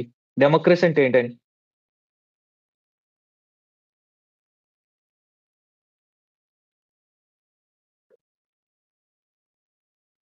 What is democracy? Representation. Everyone should have representation. Apart from by the people, of the people, for the people, ఆ డెఫినేషనే కన్నా ప్రతి ఒక్కరు కూడా రిప్రజెంటేషన్ ఉండాలి. కానీ ఒక పెక్యులర్ ప్రాబ్లం ఏం ఏర్పడిందంటే, డిసడ్వాంటేజ్డ్ సెక్షన్స్ నుంచి వచ్చిన వాళ్ళు ప్రిపరేషన్ 30 years అప్పుడు స్టార్ట్ చేశారనుకోండి. వేరే స్టూడెంట్ ప్రిపరేషన్ 20 years అప్పటి నుంచి స్టార్ట్ చేశారు అనుకోండి. 21 years మీరు ఐఏఎస్ అయ్యారనుకోండి. మీరు చీఫ్ సెక్రటరీనో, స్పెషల్ చీఫ్ సెక్రటరీనో అవుతారు. ఈ 30 ఇయర్స్‌కి రిక్రూట్ అయిన వాడు ఈ పొజిషన్‌కి రాడు. ఈ పొజిషన్‌కి రాలేడు. అంటే ఏంటది? డెసిషన్ మేకింగ్‌లో హైయెస్ట్ లెవెల్‌లో ఆ కమ్యూనిటీ యొక్క రిప్రజెంటేషన్ లేదు. ఆ కమ్యూనిటీ యొక్క రిప్రజెంటేషన్ లేదు. సో, ఇప్పుడు వాళ్ళని పుష్ చేయాలి. రిజర్వేషన్స్ ఇప్పుడు 30 ఇయర్స్‌లో వెంటనే 32 ఇయర్స్‌కి ప్రమోషన్ వచ్చినట్టు. సో, అప్పుడు డెమోక్రటిక్ సెటప్‌లో ప్రతి లేయర్‌లో ప్రతి కమ్యూనిటీ యొక్క వాయిస్ ఉంటుంది. అది దాని వెనుకున్న లాజిక్. దీంట్లో ఫ్లాస్ లేవా? అంటే ఖచ్చితంగా ఉన్నాయి. ఏ సిస్టమ్‌లోనైనా ఫ్లాస్ ఉన్నాయి. బట్ ఆ అమెండ్‌మెంట్ చేయాల్సిన ఒక నెసెసిటీ ఏమొచ్చిందంటే, డెమోక్రసీలో అంటే ప్రతి డెసిషన్ మేకింగ్‌లో గాని, పాలిసీ ఇంప్లిమెంటేషన్‌లో గాని every group should have their representation. ఆ రిప్రజెంటేషన్‌కి అబ్‌స్టాకిల్ ఏందంటే, లేట్‌గా రిక్రూట్‌మెంట్ అవ్వడం వల్ల హైయర్ లెవెల్‌లో వాళ్ళు లేరు. వాళ్ళని తీసుకురావాలంటే రిజర్వేషన్స్‌లో ప్రమోషన్స్‌ని ఇవ్వడం జరిగింది. సో, ఇది మోస్ట్ కాంట్రోవర్షియల్ టాపిక్ ఇది. మీరు సర్వీస్‌లోకొచ్చినాక దీని గురించి ఎక్కువ తెలిసుంటుంది. నెక్స్ట్ 77 అమెండ్మెంట్ అది. ఇంకొక అమెండ్మెంట్ ఏంటంటే 81 కాన్స్టిట్యూషనల్ అమెండ్మెంట్ యాక్ట్. ఏంటివంటే ఫర్ ఎగ్జాంపుల్ ఎస్సీస్‌కి, ఎస్టీస్‌కి జాబ్స్ రిజర్వ్ చేశారనుకోండి. 10 జాబులు రిజర్వ్ చేశారు. అందులో 8 ఫిల్ అయ్యాయి. నెక్స్ట్ 2 ఉన్నాయి గదా! ఈ 2 నెక్స్ట్ నోటిఫికేషన్‌లో యాడ్ చేస్తారు. ఫర్ ఎగ్జాంపుల్ మనకు రిజర్వేషన్‌లు అనేది 50% లిమిట్ ఉంది. 50% లిమిట్ ఉంది. ఇలా యాడ్ చేసిన జాబుల వలన 52% అయిందనుకోండి. ఇలా చేయకూడదు కదా! 50% దాటింది కదా! అందువలన ఏం చేశారంటే 81 కాన్స్టిట్యూషనల్ అమెండ్మెంట్ యాక్ట్‌లో ఈ యాడ్ అయిన రెండిటిని సెపరేట్ క్లాస్‌గా కన్సిడర్ చేయాలి. అంతే తప్ప ఈ 50% కాలిక్యులేషన్‌లో ఇంక్లూడ్ చేయకూడదు. సో, క్యారీ ఫార్వర్డ్ పోస్ట్‌లు ఏవైతే ఉన్నాయో వాటిని సెపరేట్ క్లాస్‌గా కన్సిడర్ చేయాలి. అది ఎందుకు నేను ఇది చెప్తున్నానంటే దీన్నే మ్యాచ్ ద ఫాలోయింగ్‌లో అడుగుతాడు. So, 77 constitutional amendment act 77, 81. Next ఈ కేటగిరీలోనే వచ్చిన నెక్స్ట్ అమెండ్మెంట్ ఏందంటే 82 కాన్స్టిట్యూషనల్ అమెండ్మెంట్ యాక్ట్. అప్పటికి ఇవన్నీ కూడా 91 తర్వాత వచ్చిన constitutional amendment act. Competitive exams ఇవన్నీ కూడా పెరుగుతున్నాయి అప్పటికప్పుడే. ఈ ఎగ్జామ్స్ ట్రెండ్స్ అన్ని కూడాను. ఎడ్యుకేషన్‌లో రిజర్వేషన్ ఇచ్చారు. ఎంప్లాయ్‌మెంట్‌లో రిజర్వేషన్స్ ఇచ్చారు. కట్ ఆఫ్ మార్క్స్ పెడతారు. ప్రతి పేపర్ కూడా కట్ ఆఫ్ మార్క్స్ ఉంటది. ఇప్పుడు మన సీసాట్‌కి గాని, జీఎస్‌లో కూడా ప్రతి పేపర్‌కి కట్ ఆఫ్ ఉంటుందండి. మినిమమ్ 10% అలా. వాటిని ఎస్సీ, ఎస్టీస్‌కి కట్ ఆఫ్ మార్క్స్‌ని తగ్గించొచ్చు. సో, 82 కాన్స్టిట్యూషన్ అమెండ్మెంట్ యాక్ట్ ఏం చెప్తుందంటే కట్ ఆఫ్ మార్క్స్‌ని తగ్గించొచ్చు. అర్థమైందండి? 77, 81, 82. 81, 82. ఇక్కడ ఒక ప్రాక్టికల్ ప్రాబ్లమ్ ఫేస్ చేశారు అడ్మినిస్ట్రేషన్ ఉన్నప్పుడు. ఇది నేను మీకు చెప్తాను. అర్థమైతే ఓకే. అర్థం కాకపోయినా ఓకే. బట్ జాబ్‌లో జాయిన్ అయినాక మీకు ఇది చాలా చాలా వాల్యుబుల్ ఇన్ఫర్మేషన్. ఇప్పుడు ఏమైందంటే చిన్న ఎగ్జాంపుల్ తీసుకొని నేను చెప్తా చూడండి. సపోజ్ ఇద్దరు డిప్యూటీ తహసీల్దార్‌గా జాయిన్ అయ్యారండి ఇద్దరు. జనరల్ కేటగిరీ స్టూడెంట్ ఒకరు. ఎస్సీ కేటగిరీ నుంచి స్టూడెంట్స్ 2000లో జాయిన్ అయ్యారు. జాయిన్ అయ్యుంటే 2002కి ఎస్సీ కేటగిరీ స్టూడెంట్ తహసీల్దార్ అయిపోయాడు. అంటే ఎంఆర్ఓ అయిపోయాడు. తహసీల్దార్ అయిపోయాడు. Tahsildar next promotion RDO. So, next promotion RDO. Merit లిస్ట్‌లో యాక్చువల్‌గా సీనియారిటీని ఎలా చూస్తారంటే మెరిట్ లిస్ట్ ప్రకారం. జనరల్ కేటగిరీ క్యాండిడేట్ యొక్క ర్యాంక్ 1 అనుకుందాం. ఎస్సీ కేటగిరీ క్యాండిడేట్ యొక్క ర్యాంక్ 5 అనుకుందాం. సో, సీనియారిటీ ప్రకారం ఎవరు సీనియారిటీ ఉండాలి? ఎవరికి ర్యాంక్ అయితే ఎక్కువొచ్చిందో వాళ్ళు సీనియర్ ఉండాలి. ప్రమోషన్ ఫస్ట్ ఎవరికి రావాలి? జనరల్ కేటగిరీ క్యాండిడేట్‌కి రావాలి. కానీ రాలేదు. ఎందుకు? 77 కాన్స్టిట్యూషనల్ అమెండ్మెంట్ యాక్ట్ ద్వారా ప్రమోషన్‌లో రిజర్వేషన్ ఉంది కాబట్టి 2002లో ఈయనకి ప్రమోషన్ వచ్చింది. ఇప్పుడు ఆర్‌డీఓగా ఈయనకి ఎప్పుడొచ్చిందనుకుందాం? 2004లో వచ్చిందనుకుందాం. జనరల్ కేటగిరీ క్యాండిడేట్‌కి 2004లో వచ్చింది జనరల్ కేటగిరీ క్యాండిడేట్‌కి. ఇప్పుడు వీళ్ళిద్దరిలో ఎవరు senior? SC category candidates to senior. ఎందుకు సీనియర్? తహసీల్దార్గా ఈయన ఎక్కువ రోజులు చేశాడు. ఫర్ ఎగ్జాంపుల్ 2008లో ప్రమోషన్ వస్తుంది అనుకుందాం ఆర్డీఓగా. ఎవరు senior? SC category candidate senior. General category candidate junior అయిపోయాడు. ఎందుకు జూనియర్ అయిపోయాడు? ప్రమోషన్ రాలేదు కాబట్టి. దీన్ని కోర్టులో ఛాలెంజ్ చేశారు. విర్పల్ సింగ్ కేసులో ఛాలెంజ్ చేశారు. విర్పల్ సింగ్ కేసులో ఛాలెంజ్ చేశారు. విర్పల్ సింగ్ కేసు. ఈ కేసులో సుప్రీంకోర్టు ఏం చెప్పిందంటే, మీకు యాక్సెలరేటెడ్ ప్రమోషన్ వస్తుంది కానీ సీనియారిటీ రాదు అని చెప్పింది. అంటే ప్రమోషన్ వేరు, సీనియారిటీ వేరు. ప్రమోషన్ వస్తుంది కానీ సీనియారిటీ కాదు అని చెప్పింది. దీన్నే క్యాచ్అప్ రూల్ అంటారు. అంటే దీని ప్రకారం సుప్రీంకోర్టు జడ్జిమెంట్ ప్రకారం ఏమవుతుంది? 2002లో ఎస్సీ కేటగిరీ క్యాండిడేట్ కి ప్రమోషన్ వచ్చినా, 2004లో జనరల్ కేటగిరీకి వచ్చినా కూడా మళ్ళీ ఎవరు సీనియర్ అవుతారంటే general category is catching up SC candidate. ఎందుకంటే రిజర్వేషన్ లో ప్రమోషన్ ఏదైతే ఉందో, ఈ ప్రమోషన్ రిజర్వేషన్ వచ్చింది తప్ప సీనియారిటీ మారదు అని చెప్పింది. దాన్నే క్యాచ్అప్ రూల్ అంటారు. క్యాచ్అప్ రూల్ అని అంటారు. ఇది ఇబ్బందిగా ఉంది ఎస్సీ కేటగిరీ, ఎస్టీ కేటగిరీ, కానీ గవర్నమెంట్ ఇంకో కాన్స్టిట్యూషనల్ అమెండ్మెంట్ యాక్ట్ చేసింది. అదే 85 constitutional amendment act. 85 constitutional amendment act.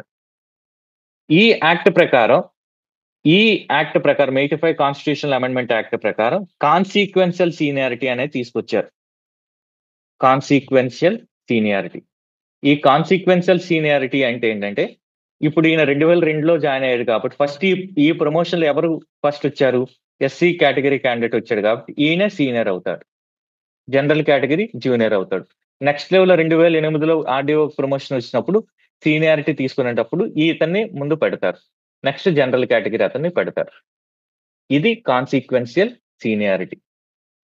ఆయనకు ప్రమోషన్ రావడంతో పాటు కాన్సిక్వెంట్ గా సీనియారిటీ కూడా వచ్చింది. అర్థమైందండి? అది 85 కాన్స్టిట్యూషనల్ అమెండ్మెంట్ యాక్ట్. సో ఇప్పటి వరకు మనం ఏమేం చూసాం? 77 చూసాం, 81 చూసాం, 82 చూసాం, 85 చూసాం. సో ఇలా ఫేమస్ ప్రతి కాన్స్టిట్యూషనల్ అమెండ్మెంట్ కూడా మీకు తెలియాలి.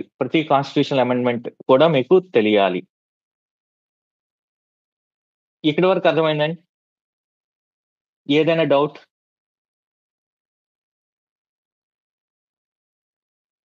అందుకని 16(4) అనేది రిజర్వేషన్స్ ఇన్ ఎంప్లాయ్మెంట్ అయితే, 16(4)A అనేది ప్రమోషన్స్ లో రిజర్వేషన్ కి సంబంధించి, 16(4)B అనేది క్యారీ ఫార్వర్డ్ వేకెన్సీస్ ఏవైతే ఉన్నాయో వాటిని సపరేట్ క్లాస్ గా ట్రీట్ చేయడం.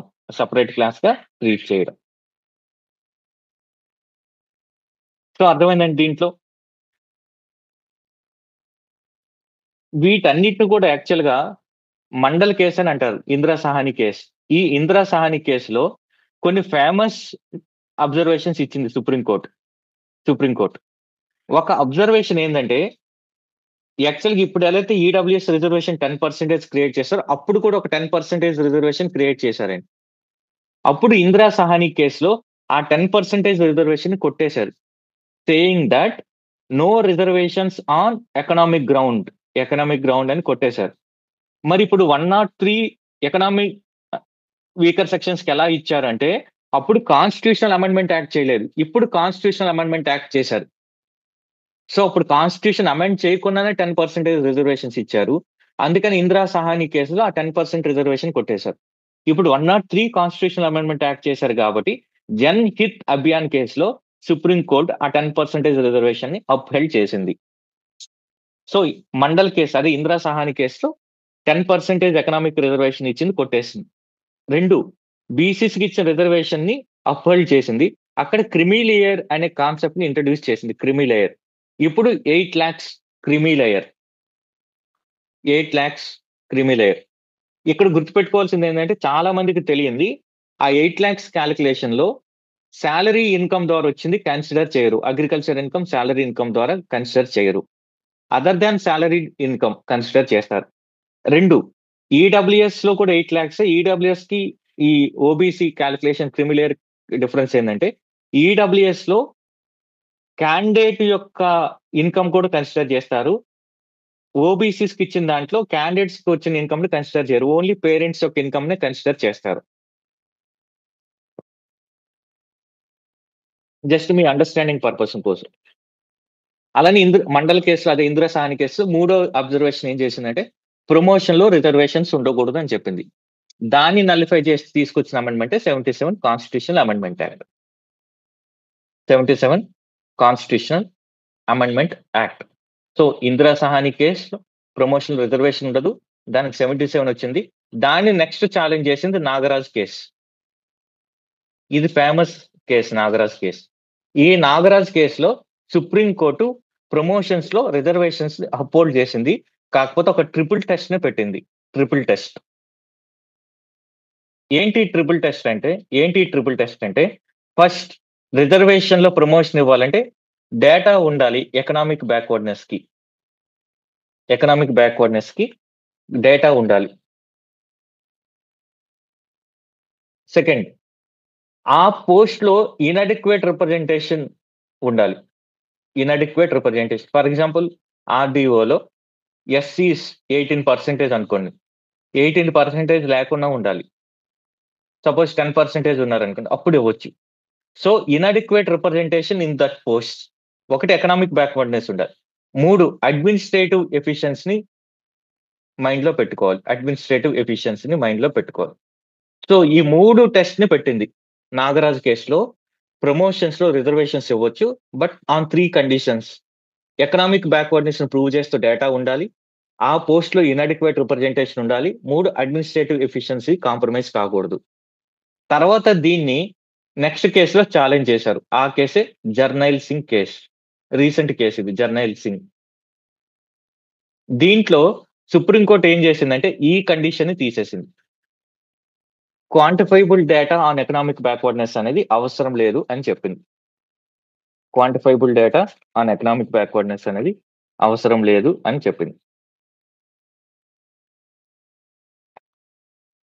అర్థమైందండి? ఏమైనా డౌట్ ఇప్పటి వరకు? మీరు ఏ బుక్లు చదివినా కూడా క్లారిటీ మిస్ అవుతుంటారు. సో ఇంకా స్టిల్ ఏమైనా డౌట్ ఉంటే చెప్పండి. ఒక 1 minute ఏదైనా డౌట్ ఉన్నా.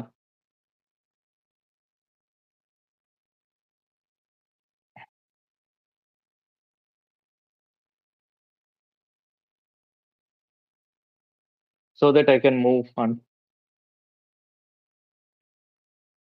అర్థమైందండి? లేదంటే బ్రెయిన్ లో నుంచి అలా ఎగిరిపోయింది.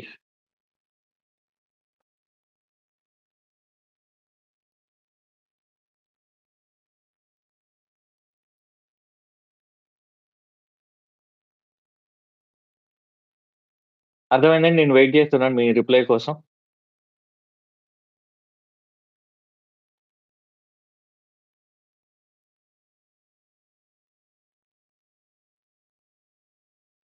ఓకే, ఈ క్వశ్చన్ చూడండి. Constitution under article 16 mandates the state to provide reservations in public employment in favor of any backward classes, scheduled castes, scheduled tribes, which in the opinion of the state is not inadequately represented. ఇక్కడ key ఏంటంటే mandates అనేది కాదు. Article 16(3) is exception to article 16(2). ఇదే మన తెలంగాణ, ఆంధ్రాలో గుర్తుపెట్టుకోవాలి. Place of residence అనేది exception గా పెట్టొచ్చు. So second correct. ఈ క్లారిటీ లేకపోతే ఎగ్జామ్ క్లియర్ చేయడం అనేది చాలా కష్టం అయిపోతుంది. ఏ కాన్సెప్ట్ అయినా కూడా క్లారిటీతో చదవాలి. సిటిజన్స్ కి, ఫారినర్స్ కూడా ఫండమెంటల్ రైట్స్ ఎప్పుడైనా గుర్తుపెట్టుకోండి. ఆల్రెడీ లాస్ట్ క్లాస్ లో కూడా చెప్పాను. ఫారినర్స్ కి ఎప్పుడు కూడాను పొలిటికల్ రైట్స్ ఇచ్చేవి ఇవ్వరండి. Political rights especially right to freedom of speech and expression. అందులోనే ప్రెస్ ఉంది, అసోసియేషన్ ఫామ్ చేయొచ్చు, ఇవన్నీ ఉన్నాయి కాబట్టి అవి ఇవ్వరు. సో ఆర్టికల్ 19 ఇవ్వరు. ఆర్టికల్ 19 అనేది ఇవ్వరు, అది గుర్తుపెట్టుకోవాలి.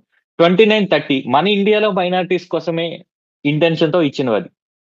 సో ఆ రెండు కూడా ఇవ్వరు. సో 19 అనేది పొలిటికల్ రైట్స్ వచ్చేస్తున్నాయి కాబట్టి అది ఇవ్వరు. 29, 30 అనేది ఇండియాలో మైనారిటీస్ కాబట్టి ఆ రెండు కూడా ఇవ్వరు. 15, 16 అనేది ఒకటి 15 అనేది ఎడ్యుకేషన్, 16 అనేది ఎంప్లాయ్మెంట్. ఇది ఇండియన్స్ కే ఉండాలి కాబట్టి ఆ రెండు కూడా ఎవరు. సో ఏవైతే ఎవరు అది గుర్తుపెట్టుకోండి, ఈజీ. 5 లాజిక్ కూడా ఈజీ. 15, 16 ఎంప్లాయ్మెంట్, ఎడ్యుకేషన్ మన ఇండియన్స్ మనకే ఉండాలి. 19 పొలిటికల్ రైట్స్ ఫారినర్స్ కి ఇవ్వకూడదు. 29, 30 మైనారిటీస్ కాబట్టి ఇండియాలో ఉన్న మైనారిటీస్ కి అది అప్లికబుల్. సో ఇవి గుర్తుపెట్టుకుంటే ఈజీ. రైట్ టు ప్రాపర్టీ, ఈ question easy. Not a constitutional right. Constitutional right both citizens కి ఫారినర్స్ కి ఇద్దరు కూడా. ఇప్పుడు బోల్డ్ అండ్ ఎంఎన్సీస్ ఉన్నాయి, అవన్నీ కూడా. ఇది ఇంపార్టెంట్ అండి, principle of substantive equality. For example justice లోనే డిస్ట్రిబ్యూటివ్ జస్టిస్ ఇవన్నీ డిఫరెన్సెస్ ఉన్నాయి. మీరు చూస్తే స్మార్ట్ ఇండియా అనేది డిస్ట్రిబ్యూటివ్ జస్టిస్ కి ఎలా కారణం అవుతుంది అనేది. మీకు ఆ పదాలు మీనింగ్ తెలియకపోతే క్వశ్చన్ అటెంప్ట్ చేయలేదు. ప్రిన్సిపల్ ఆఫ్ సబ్స్టాంటేటివ్ ఈక్వాలిటీ అంటే ఫార్మల్ ఈక్వాలిటీ అంటే అందరిని ఈక్వల్ గా చూడడం. సబ్స్టాంటేటివ్ ఈక్వాలిటీ అంటే మోర్ దెన్ దట్, అంటే హిస్టారికల్ గా రీజన్స్ ఏంటి, అవుట్కమ్స్ ఎలా వచ్చాయి, జస్ట్ మీరు ఈక్వల్ గా ట్రీట్ చేయడం వల్ల అవుట్కమ్స్ ఎలా వచ్చాయి. ఇది బ్రాడర్ టర్మ్ అన్నమాట. ఇప్పుడు ఫర్ ఎగ్జాంపుల్ రిజర్వేషన్స్ ఇవి ఇస్తున్నారంటే సబ్స్టాంటేటివ్ ఈక్వాలిటీకి సంబంధించి హిస్టారికల్ ఇంజస్టిస్ జరిగింది. అలానే అవుట్కమ్ వాళ్ళ ఎన్రోల్మెంట్ ఎంత, ఏమున్నాయి అవన్నీ కూడా చూద్దాం. అందువలన the goal of achieving genuine equality of opportunity by taking steps to address historic discrimination. వాళ్ళకి బ్యారియర్స్ ఏవైతే ఉన్నాయో, ఫర్ ఎగ్జాంపుల్ పీడబ్ల్యూడి, ఉమెన్, వీటికి ఏవైతే బ్యారియర్స్ ఉన్నాయో బ్యారియర్స్ అడ్రస్ చేయడం. యాక్సెసిబుల్ ఇండియా క్యాంపెయిన్ ఉంది.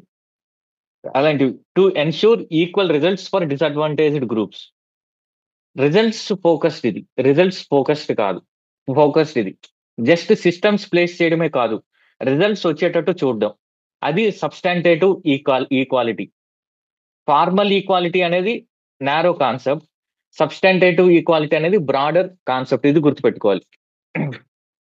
19(1)C ఇది చాలా ఈజీ క్వశ్చన్. ఇది మీరు అసోసియేషన్ పెట్టుకోవచ్చు కానీ మీ అసోసియేషన్ కి రికగ్నేషన్ కావాలి అని మీరు అడగలేరు. Right to form association, not to form, కానీ అది అడగలేరు. అది తెలిస్తే మీరు క్వశ్చన్ ఈజీగా పెట్టేయచ్చు. నెక్స్ట్, ఇది రీజనబుల్ రిస్ట్రిక్షన్స్ అండి. ఈ రీజనబుల్ రిస్ట్రిక్షన్స్ కూడా నేను ఆ వీడియోలో కవర్ చేశాను. ఇది 19(2). జస్ట్ ప్రతి దానికి డిఫరెంట్ రీజనబుల్ రిస్ట్రిక్షన్స్ ఉన్నాయి అనేది మీరు చదవాలని ఈ క్వశ్చన్ ఫ్రేమ్ చేశాం. ఫైనల్ ఎగ్జామ్ లో ఇంత డీటెయిల్డ్గా ఇవ్వడు కానీ మినిమం మీకు 19(2)లో ఉన్న ఇవన్నీ కూడా గుర్తుండాలి. 19(2)లో ఉన్న ఈ రిస్ట్రిక్షన్స్ అన్ని కూడా గుర్తుండాలి. మినిమం అవి. ఈ క్వశ్చన్ ఎందుకంటే ఆర్టికల్ 18 పైన కూడా ఇప్పటివరకు క్వశ్చన్ ఇవ్వలేదు యూపీఎస్సీ. ఇక్కడ మీకు తెలుసుకోవాల్సింది ఏంటంటే టైటిల్స్ వేరు, అవార్డ్స్ వేరు. దానికోసమని ఈ క్వశ్చన్ ఫ్రేమ్ చేశాం. ఒకవేళ ఈ క్వశ్చన్ మీరు తప్పు పెట్టినా కూడా వరీ కానక్కర్లేదు. ఎందుకు పెట్టామంటే మీరు ఇది కూడా ఫోకస్ చేయండి. టైటిల్ వేరు, అవార్డు వేరు గుర్తుపెట్టుకోండి. టైటిల్స్ అంటే రాజా, మహారాజా ఇలాంటివి బ్యాన్ చేసింది. ఎవరు బ్యాన్ చేశారంటే గవర్నమెంట్ ఇవ్వడం బ్యాన్ చేసింది. నటరత్న, యువరత్న అనేది జనాలు ఇచ్చుకోవచ్చు. రెండు, ఈ టైటిల్స్ ని అఫీషియల్ దాంట్లో వాడకూడదు. మీరు బయట ఏదైనా వాడుకోవచ్చు, కళా ప్రపూర్ణ, మార్తాండ ఇలాంటివి ఏమైనా వాడుకోవచ్చు, కానీ అఫీషియల్ దాంట్లో వాడకూడదు. దీనిపైన సుప్రీంకోర్టులో కేసు కూడా ఉంది. భారతరత్న, పద్మ అవార్డ్స్ ఇవన్నీ కూడా ఇవ్వడం అనేది అవి ఏ రకమైన టైటిల్స్ కాదు, జస్ట్ వాళ్ళ మెరిట్ కి సంబంధించిన అవార్డ్స్ కాబట్టి, వాళ్ళ రికగ్నేషన్ కాబట్టి వాటిని అలౌ చేశారు. ఇది ఒకటి, గవర్నమెంట్ ఎలాంటి టైటిల్స్ ఇవ్వదు. అవార్డ్స్ ఇస్తుంది ఎందుకంటే వాళ్ళ మెరిట్ కి. ఇది టైటిల్స్ లో కూడా 2 రకాల టైటిల్స్ ఎగ్జామ్షన్ ఉంది. ఒకటి, ఇప్పుడు డాక్టర్ అన్నారు అనుకో, డిఆర్ అని పెట్టుకుంటారు. అకాడమిక్, పిహెచ్డి, ఆ డాక్టర్. అలానే మిలిటరీ, జనరల్, మేజర్ జనరల్, ఆ 2 ఎక్సెప్షన్స్ ఉన్నాయి. ఇంకోటి, మీరు ఫారెన్ కంట్రీ నుంచి ఏ రకమైన టైటిల్ కూడా తీసుకోవడానికి వీల్లేదు. అలా ఎందుకు లేదంటే, ఫర్ ఎగ్జాంపుల్ ఇంతకుముందు బ్రిటన్ టైంలో సర్ అనే టైటిల్ ఇచ్చేవాళ్ళు. ఇప్పుడు అలాంటివి తీసుకోకూడదు. ఎందుకు తీసుకోకూడదు అంటే, ఒకవేళ తీసుకున్నారనుకోండి, మీరు ఆ కంట్రీకి లాయల్ అవుతారు, లేదా మీకు ఒక సపరేట్ క్లాసిఫికేషన్ ఉన్నట్టు ఉంటుంది. ఇది ఈక్వాలిటీకి వ్యతిరేకం. అర్థమైందండి? మరి నరేంద్ర మోడీ గారు రకరకాల కంట్రీస్ నుంచి అవార్డ్స్ తీసుకుంటున్నారండి. ఇది వైలేషన్ కాదా?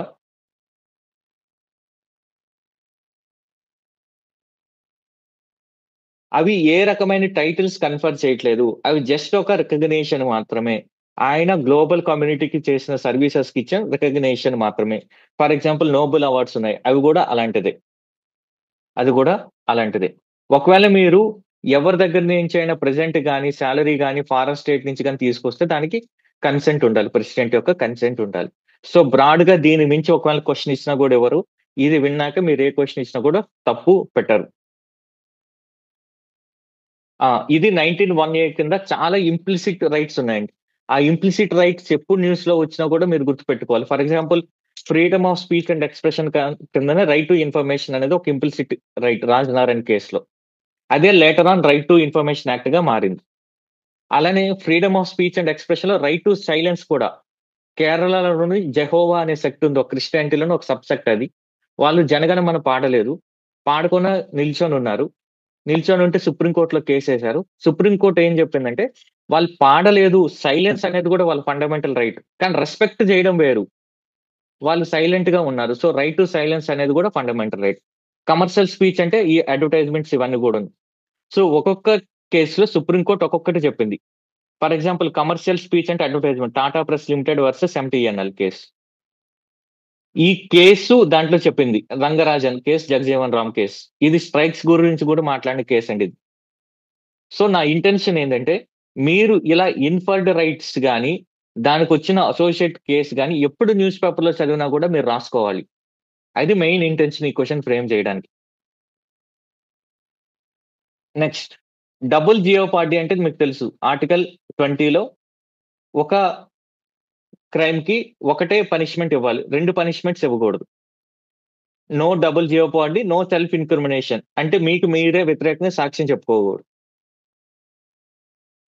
సో ఆ నో డబుల్ జియోపార్డీ అనేది ఎవరు ఇండియన్ కైనా ఫారినర్ కైనా ఎవరికైనా అంటే సేమ్ ఇదే క్వశ్చన్ అండి. Both available to foreigners and citizens. Citizens foreigners కి డిఫరెన్స్ ఏమున్నాయి మళ్ళీ చెప్తున్నాను. 15 education, 16 employment, 19 political rights, 29, 30 minority. So ఇది అవైలబుల్ బోత్ సిటిజన్స్ ఫారినర్స్ కి. ఇక్కడ మీరు గుర్తుపెట్టుకోవాల్సింది ఏంటంటే గవర్నమెంట్ ఎంప్లాయీస్ కి ఒక తప్పు చేశారు అనుకోండి, ఫర్ ఎగ్జాంపుల్ కరప్షన్ చేశాడు అనుకోండి, రెండు రకాలుగా జరుగుతుంది. ఒకటి ప్రివెన్షన్ ఆఫ్ కరప్షన్ యాక్ట్ ను వైలేట్ చేశాడు కాబట్టి అది కోర్టులో జరుగుతుంది, కోర్టులో ట్రయల్ జరుగుద్ది, శిక్ష నిరూపిస్తే జైలుకి వెళ్తాడు. ఇంకొకటి ప్యారలల్ గా ఏం జరుగుతుందంటే డిపార్ట్మెంటల్ ఎంక్వైరీ జరుగుద్ది. ఎందుకు డిపార్ట్మెంటల్ ఎంక్వైరీ జరుగుతుందంటే మీకు కోడ్ ఆఫ్ కండక్ట్ అనేది ఒకటి ఉంటుంది, దాన్ని వైలేట్ చేశారు కాబట్టి వైలేట్ చేసినందుకు మీకు డిపార్ట్మెంట్ పరంగా పనిష్మెంట్ ఇస్తారు. లైక్ మీకు ఇంక్రిమెంట్ కట్ చేయడం, మిమ్మల్ని జాబ్ నుంచి డిస్మిసల్ చేయడం, ఇలాంటివి డిపార్ట్మెంట్ పరంగా జరుగుతాయి. జైలుకి పంపించడం అనేది కోర్టులు చూసుకుంటాయి. సో ఈ రెండు ప్యారలల్ గా జరుగుతాయి. దాన్ని డబుల్ జియోపార్డీ అన్నారు గవర్నమెంట్ ఎంప్లాయీస్ కి సంబంధించి. సో అది మీకు చెప్పాలని ఈ క్వశ్చన్ ఫ్రేమ్ చేయడం జరిగింది. అది నార్మల్ గా ఈ క్వశ్చన్ కవర్ చేయరు. ఈ క్వశ్చన్ చూడండి, which of the following statements with respect to rule of reservation in promotions to ఎస్సీస్ STs are true? 85th constitutional amendment act to nullify Indira Sawhney case అన్నాడు. అది 77 కాన్స్టిట్యూషనల్ అమెండ్మెంట్ యాక్ట్ కేసు కదండి. 77 constitutional amendment act. Virpal Singh కేసులో ఏం చెప్పాను నేను? Catch up rule అని చెప్పాను. ఆ క్యాచ్అప్ రూల్ ని నలిఫై చేయడానికి తీసుకొచ్చిందే consequential seniority. 85th constitutional amendment act ప్రకారం తీసుకొచ్చారు. సో ఇందాక కాన్సెప్ట్ మీకు అర్థమైతే ఈ క్వశ్చన్ ఇలా విత్ ఇన్ సెకండ్స్ లో మీరు ఆన్సర్ చేయొచ్చు. ఈ కేసు ఏంటంటే ఇంతకుముందు ఆంధ్రప్రదేశ్ లోను ఎస్సీ కమ్యూనిటీలో 2 మేజర్ కమ్యూనిటీస్ ఉన్నాయి. ఆ 2 కమ్యూనిటీస్ కూడా ఈక్వల్ గా లేరు వాళ్ళ రిప్రజెంటేషన్. ఒకరు కొంచెం ఫార్వర్డ్ గా ఉన్నారు, ఇంకొకరు కొంచెం రిలేటివ్ గా బ్యాక్వర్డ్ పొజిషన్ ఉన్నారు. అందుకోసమని ఆంధ్రప్రదేశ్ గవర్నమెంట్ ఒక్క నిమిషం అండి, కీబోర్డ్ అవన్నీ పడిపోయింది.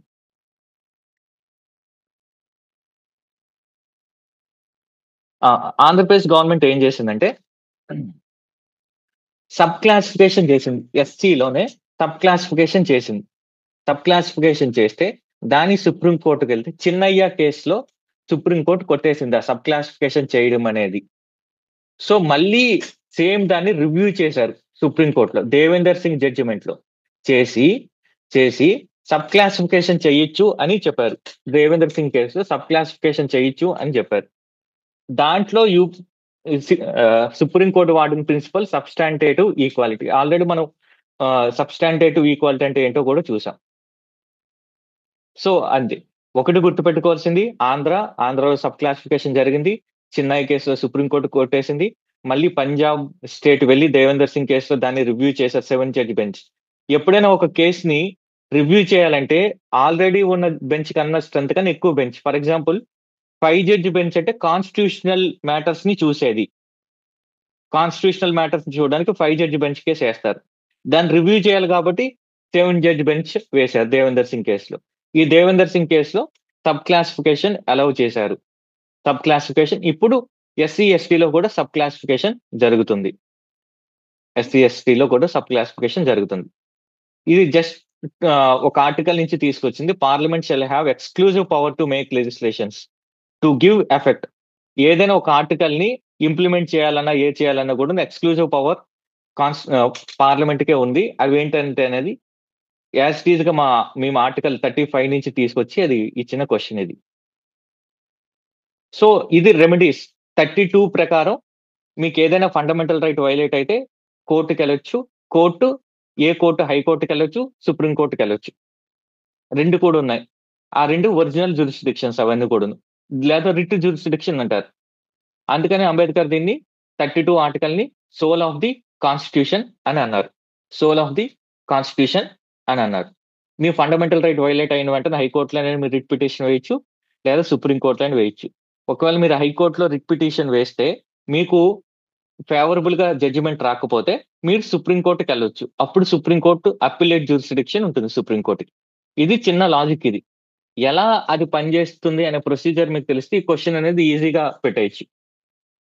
Under article 32, Supreme Court has the power to issue different orders or writs for enforcement of fundamental rights. Correct. Parliament may by law also empower any other court to issue the writs for enforcement of fundamental rights.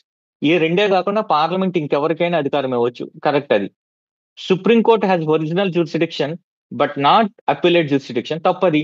హైకోర్టులో మీరు వేశారు, హైకోర్టులో మీకు favourable గా రాకపోతే supreme కోర్టుకి వెళ్తారు. అది సింపుల్. అది ఒకవేళ మీరు 3 తెలిసినా కూడా ఈ 2 తప్పు కొట్టేస్తారు. 1, 2 ఉండాలి ఖచ్చితంగా. అప్పుడు ఆల్ ఆఫ్ ది ఈ 3 తప్పు కొట్టేస్తే ఆల్ ఆఫ్ ది అబౌవ్ ఈ 3 కూడా తప్పు కొట్టేసి 1 and 2 మాత్రమే ఉంటుంది. అది సో సింపుల్ క్వశ్చన్ ఇది. ఈ రిట్లు గురించి ఖచ్చితంగా చూడండి. Habeas corpus writ, mandamus writ, quo warranto writ, certiorari, prohibition. నేను ఒక 5 నిమిషాలు ఈ రిట్స్ గురించి చెప్తాను. కావాలంటే మీరు నోట్ చేసుకోండి. కన్ఫ్యూజింగ్ గా ఉన్నవి ఏదైనా డౌట్ ఉన్నా కూడా నన్ను అడగొచ్చు. రిట్ జ్యూరిస్డిక్షన్ గురించి ఇప్పటి వరకు ఓకేనండి. ఎక్కువసేపు అయిపోతుంది.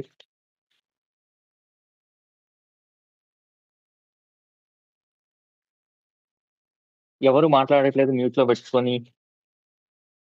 లేదా ఏదైనా వెబ్ సిరీస్ చూసుకుంటున్నారండి, కొరియన్ డ్రామా.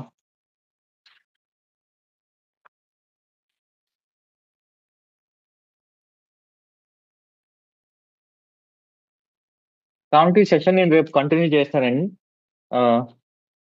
మీకు ఆల్రెడీ 2 hours పైన అయింది.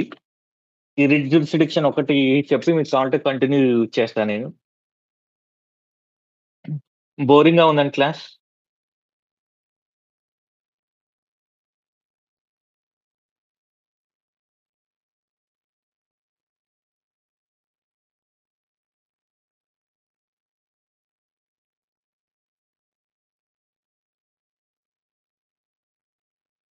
సో ఎవరు రెస్పాండ్ కావట్లేదు, అందరూ ఎక్సైట్ అయిపోయారు.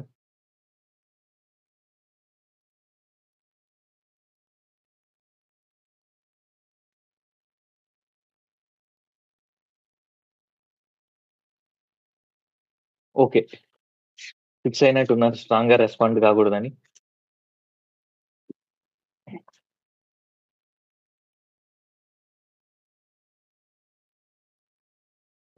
రిట్ జ్యూరిస్డిక్షన్ అండి. రిట్ జ్యూరిస్డిక్షన్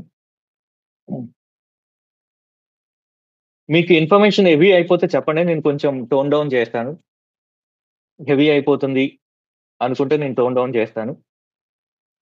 లేదు ఈ పేస్ లో పర్వాలేదు అనుకుంటే I will continue.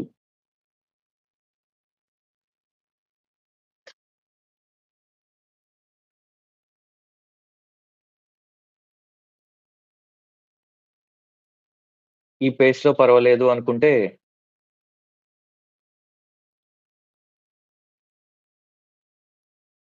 Continue sir. First thing ఇది question easy question habeas corpus writ అనేది. ఎప్పుడు మనం హెబియస్ కార్పస్ రిట్ ఫైల్ చేస్తామంటే ఎవరైనా ఒక ఇండివిజువల్‌ని డిటెన్షన్ చేసినప్పుడు. డిటెన్షన్ అంటే పోలీస్ అరెస్ట్ చేసినప్పుడు గాని ఇది ఫైల్ చేస్తారు ఇన్ జనరల్‌గా హెబియస్ కార్పస్. అంటే ఆ పర్సన్‌ని ప్రెజెంట్ చేయండి అని మీనింగ్‌తో ఇది కోర్ట్‌లో ఫైల్ చేస్తారు. మోస్ట్ ఇంపార్టెంట్ అండి ఇది. మోస్ట్ ఇంపార్టెంట్ ఇది. లేకపోతే ఏమవుతుందంటే ప్రాక్టికల్‌గా సపోజ్ ఎవరైనా గవర్నమెంట్‌కి వ్యతిరేకంగా మాట్లాడారనుకోండి. ఆ గవర్నమెంట్ వ్యతిరేకంగా మాట్లాడితే ఆ పర్సన్‌ని పోలీసులు అరెస్ట్ చేసి ఎక్కడున్నాడో చెప్పకపోవచ్చు. చెప్పకపోతే ఆ పర్సన్‌ని ఏదైనా చేయొచ్చు. ఏదైనా చేయొచ్చు. సో ఇది మోస్ట్ డేంజరస్. ఇది మన డెమోక్రటిక్ సొసైటీలో ఉన్నాం. మెచ్యూర్డ్ డెమోక్రసీలో ఉన్నాం కాబట్టి మనకు తెలియట్లేదు గానీ, గవర్నమెంట్ తలుచుకుంటే ఏ పర్సన్ అయినా డిసపియర్ చేసేయొచ్చు. వెంటనే వాళ్ళ ఫ్యామిలీ మెంబర్స్ వెళ్లి హైకోర్ట్‌లో వేస్తే పోలీస్ ప్రెజెంట్ చేయాలి ఆ పర్సన్‌ని. సో అట్‌లీస్ట్ ఆ పర్సన్ అలైవ్‌గా ఉన్నాడని తెలుస్తుంది. లేదంటే చనిపోయే స్కోప్ ఎక్కువగా ఉంటుంది. యెస్. 'జై భీమ్' మూవీ అన్నారు. కరెక్ట్ అది. Habeas corpus. మోస్ట్ ఇంపార్టెంట్ అండి ఇది. ఇప్పుడు డెమోక్రటిక్ సెటప్‌లో ఉన్నాం గాబట్టి ఇన్ జనరల్‌గా దీన్ని మిస్‌యూజ్ చేయరు. లార్జ్ స్కేల్‌లో అక్కడక్కడ చిన్న జరుగుండొచ్చు. బట్ ఇక్కడ ఇష్యూ ఏందంటే ఒక పర్సన్ కిడ్నాప్ అయ్యాడనుకోండి. ఎవరు చేశారో తెలీదు గదా! అన్‌నోన్ పర్సన్ గదా! మీరు కోర్ట్ ఆర్డర్ ఇవ్వాలి. ఫర్ ఎగ్జాంపుల్ మీ ఇంటికి పోలీసులొచ్చి మీ బ్రదర్‌ని తీసుకెళ్ళిపోయారు. ఎక్కడున్నాడో మీ బ్రదర్ చెప్పట్లేదు పోలీస్. మీరు హైకోర్ట్‌కెళ్తారు. హైకోర్ట్ పోలీస్ డీజీపీకి చెప్తది. ఇలా పోలీసులు తీసుకెళ్లారు. వెంటనే మా ముందు ప్రెజెంట్ చేయాలని. అన్‌నోన్ పర్సన్ కిడ్నాప్ చేస్తే హైకోర్ట్ ఎవరికి ఆర్డర్ ఇవ్వగలుగుద్ది? ఎవ్వరికి ఇవ్వలేదు. అందువలన అలాంటి టైంలో హేబియస్ కార్పస్‌ని ఇష్యూ చేయలేదు. అప్పుడు మీరు నార్మల్ పోలీస్ స్టేషన్‌కెళ్లి మిస్సింగ్ కంప్లెయింట్ ఇవ్వాలి. మిస్సింగ్ కంప్లెయింట్ ఇవ్వాలి. సో ఇది క్యాచ్ ఇది. ఇది కీన్‌గా మీరు చదవాలని ఈ క్వెషన్‌ని ఫ్రేమ్ చేయడం జరిగింది. ఇంకొక రిట్ ఏందంటే మాండమస్. మీరు రేపు అడ్మినిస్ట్రేటర్ అయిన తర్వాత మీకొచ్చే రెగ్యులర్‌గా వచ్చేదే ఈ మాండమస్ రిట్. ఫర్ ఎగ్జాంపుల్ మీరు పట్టా పాస్‌బుక్‌ని మార్చాలనుకొని వెళ్లారు తహసీల్దార్‌కి. తహసీల్దార్ పని చేయట్లేదు. అప్పుడు మీరేం చేస్తారంటే హైకోర్ట్‌కెళ్తే కోర్ట్ మాండమస్ రిట్ ఇస్తుంది. వి కమాండ్. అప్పుడు ఆ ఎంఆర్ఓ, ఆ తహసీల్దార్ పని చేయాలి. సో మీరు అడ్మినిస్ట్రేషన్‌లోకెళ్ళినాక మీ కోర్ట్ నుంచి వచ్చే ఎక్కువ ఆర్డర్స్ ఈ మాండమస్ ఆర్డర్స్. ఈ 2 అర్థమైందండి? మాండమస్. ఇప్పుడు ఇంకోటి కో వారెంటో. ఇది చూద్దాం. ఇది ఈజీ. కో వారెంటో. మీరేదో ఒక పవర్‌లో ఉన్నారు. ఏదో ఒక పొజిషన్‌లో ఉన్నారు. సో ఏ అథారిటీతో మీరు ఆ పొజిషన్‌లో ఉన్నారు అనేది కోర్ట్ అడిగితే దాన్ని కో వారెంటో. ఈ 3 clear. Habeas corpus, mandamus, quo warranto. ఇంకో 2 ఏంటంటే prohibition and certiorari. Prohibition and certiorari. ఈ రెండిటికి డిఫరెన్స్ చెప్తా చూడండి. మీకు జనరల్ కన్‌ఫ్యూజ్ అవుతారు ప్రొహిబిషన్‌కి, సెర్షియోరరీకి.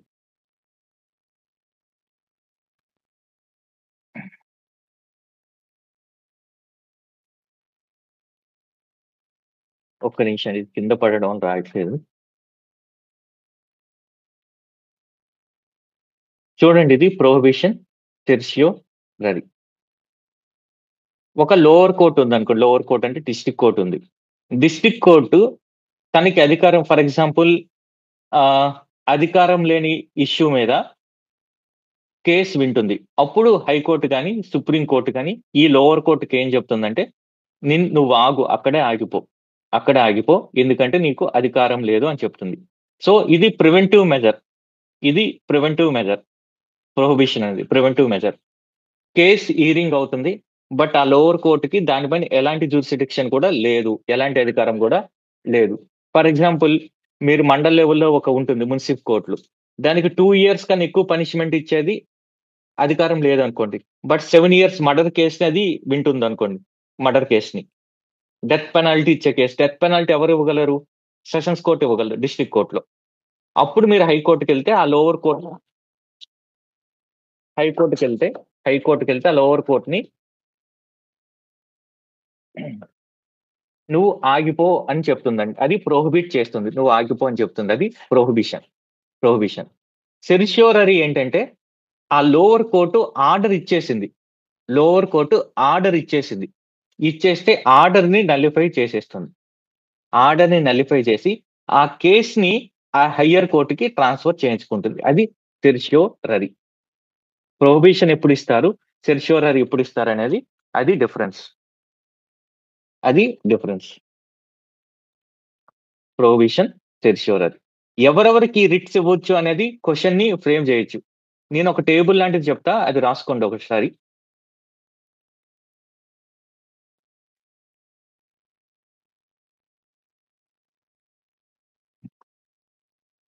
ఎవరెవరికి.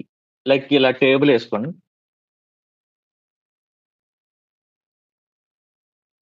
సో 2 టైమ్స్ ఈ పెన్ ట్యాప్ పడింది. అందుకు ఇది సరిగ్గా రాయట్లేదు. రిట్ ఇది. WRIT writ. ఎగైన్స్ట్ whom? ఎగైన్స్ట్ whom? ఎగైన్స్ట్ whom? For example ఈ హెబియస్ కార్పస్ రిట్ ఉందనుకోండి. First thing habeas corpus. Habeas corpus. Both public అంటే గవర్నమెంట్ అఫీషియల్స్ కి, ప్రైవేట్ వాళ్ళు కూడా ఇవ్వచ్చు. కాకపోతే ప్రైవేట్ లో నోన్ పర్సన్ అయి ఉండాలి. అన్నోన్ పర్సన్ అవ్వకూడదు. నోన్ పర్సనే ఒక అమ్మాయిని కిడ్నాప్ చేశాడు అనుకోండి, అప్పుడు ఇవ్వచ్చు. So both public, private authorities, but private వాడేమో నోన్ పర్సన్ అయి ఉండాలి. అది హెబియస్. మాండమస్ అనేది వి కమాండ్. ఎవరైనా పని చేయకపోతే యాక్టివిటీ చేయమంటుంది. యాక్టివిటీ నువ్వు పని చెయ్యి అని చెప్తుంది. యాక్టివిటీ చేయమంటుంది.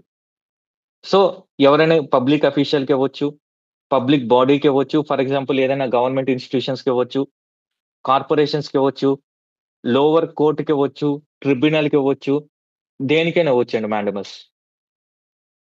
కానీ కొన్ని ఎగ్జామ్షన్స్ ఉన్నాయి. ఆ ఎగ్జామ్షన్స్ ఏంటంటే టైటిలర్ హెడ్స్ ఉంటారు కదా, ప్రెసిడెంట్, గవర్నర్, వాళ్ళకి ఇవ్వకూడదు. ఎందుకంటే వాళ్ళ చేతిలో ఏముండదు. గవర్నర్కి ఇవ్వకూడదు. కన్సర్న్ డిపార్ట్మెంట్కి ఇవ్వాలి. ఫర్ ఎగ్జాంపుల్ మీ పని ఎడ్యుకేషన్ డిపార్ట్మెంట్ వాళ్ళు చేయట్లేదు. మీ ఊర్లో స్కూల్ కట్టాలి, స్కూల్ ఎడ్యుకేషన్ డిపార్ట్మెంట్ వాళ్ళు కట్టట్లేదు. గవర్నర్ని చేయలేరు, ఎందుకంటే గవర్నర్ దగ్గర ఏం పవర్ లేదు కాబట్టి, రియల్ పవర్. ఆ ఎడ్యుకేషన్ డిపార్ట్మెంట్ సెక్రటరీకి ఇస్తారు. సో గవర్నర్ ప్రెసిడెంట్కి ఎవరు, చీఫ్ జస్టిస్ ఆఫ్ హైకోర్టుకి ఎవరు, ప్రైవేట్ ఇండివిజువల్కి ఎవరు. ఫర్ ఎగ్జాంపుల్ నేను మీ దగ్గర డబ్బులు తీసుకున్నాను, నేను మీకు ఇవ్వట్లేదు, నన్ను ఇమ్మని మీరు చెప్పలేదు, నేను ప్రైవేట్ ఇండివిజువల్. డిస్క్రిషనరీ యాక్షన్స్కి ఇవ్వకూడదు. గవర్నమెంట్ అఫీషియల్కి కొంత డిస్క్రిషనరీ పవర్ ఉంటుంది. ఆ డిస్క్రిషనరీ పవర్ని ఎక్సర్సైజ్ చేయమని చెప్పకూడదు. డిస్క్రిషనరీ పవర్ అంటే ఆ డిస్క్రిషన్తో చేయాలి అంతే. డిపార్ట్మెంటల్ ఇన్స్ట్రక్షన్స్ కి సంబంధించి ఇవ్వకూడదు. కాంట్రాక్చువల్ ఆబ్లిగేషన్స్ సంబంధించి ఇవ్వకూడదు. సో ఇలాంటి ఎక్సెప్షన్స్ మీద క్వశ్చన్ ఫ్రేమ్ చేస్తారు. Next prohibition. ప్రొహిబిషన్ అంటే judicial and క్వాసి judicial bodies. క్వాసి judicial bodies అంటే మీకు తెలుసు, ఎలక్షన్ కమిషన్, ఇలాంటి క్వాసి జ్యుడిషియల్ బాడీస్. ప్రొహిబిషన్, సెర్షియోరరీ, ఈ రెండు కోర్టుల యొక్క జ్యూరిస్డిక్షన్ సంబంధించి. సెర్షియోరరీ బోత్ జ్యుడిషియరీ, క్వాసి జ్యుడిషియరీ కూడా ఇవ్వచ్చండి. జ్యుడిషియరీ, క్వాసి జ్యుడిషియరీకి ఇవ్వచ్చు. అడ్మినిస్ట్రేటివ్ బాడీస్ కూడా ఇస్తున్నారు ఈ మధ్యన. కాన్స్టిట్యూషన్ లో ప్రకారం లేదు కానీ సుప్రీంకోర్టు ప్రకారం అడ్మినిస్ట్రేటివ్ బాడీస్ కూడా ఇస్తున్నారు సెర్షియోరరీ.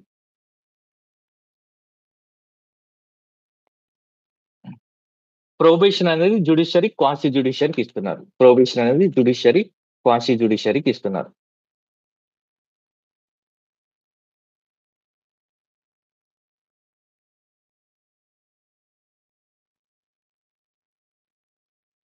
జ్యుడిషియరీ అండ్ క్వాసి జ్యుడిషియరీకి ఇస్తున్నారు. చూడండి, ఇది మ్యాచ్ ద ఫాలోయింగ్ అడిగే రిట్ గ్రౌండ్. కోవారెంట్ అంటే with which what authority you are holding that post అని అడుగుతారు. So illegal usurpation of public office, ఇది మ్యాచ్ ఇది. సో అంటే ఫస్ట్ పేరు తప్పు. సెర్షియోరరీ అంటే ఎక్సెస్ ప్రొహిబిషన్, ఈ రెండు కూడా సేమ్, ఈ రెండు కూడా జ్యూరిస్డిక్షన్ సంబంధించింది. మాండమస్ అంటే నువ్వు చేయమని చెప్తుంది, యాక్టివిటీ అడుగుతుంది మాండమస్, కానీ ఇక్కడ ఇన్యాక్టివిటీని కోరుతుంది కాబట్టి ఇది కూడా తప్పు. సెర్షియోరరీ, ప్రొహిబిషన్ ఇవన్నీ కూడా తప్పులే. Only habeas corpus, arbitrary detention, ఇది ఒక్కటే రైట్. ఇది సో మీకు క్లారిటీ ఉంటే అది ఈజీగా చేసేయగలుగుతారు. మిగతావి నేను రేపు గాని ఎల్లుండి సెషన్‌లో గాని ఇది కంప్లీట్ చేసేద్దాం. ఏవైనా డౌట్స్ ఉన్నాయండి ఇప్పటి వరకు? నేను ఇంకా సెషన్ కంటిన్యూ చేస్తే మిగతా వాళ్ళు కూడా జంప్ అయ్యేటట్టున్నారు.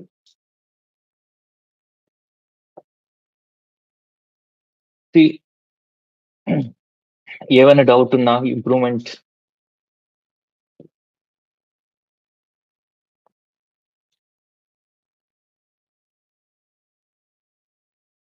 ఎక్కువ అయిపోతుంది. మీకు అర్థం కావట్లేదు.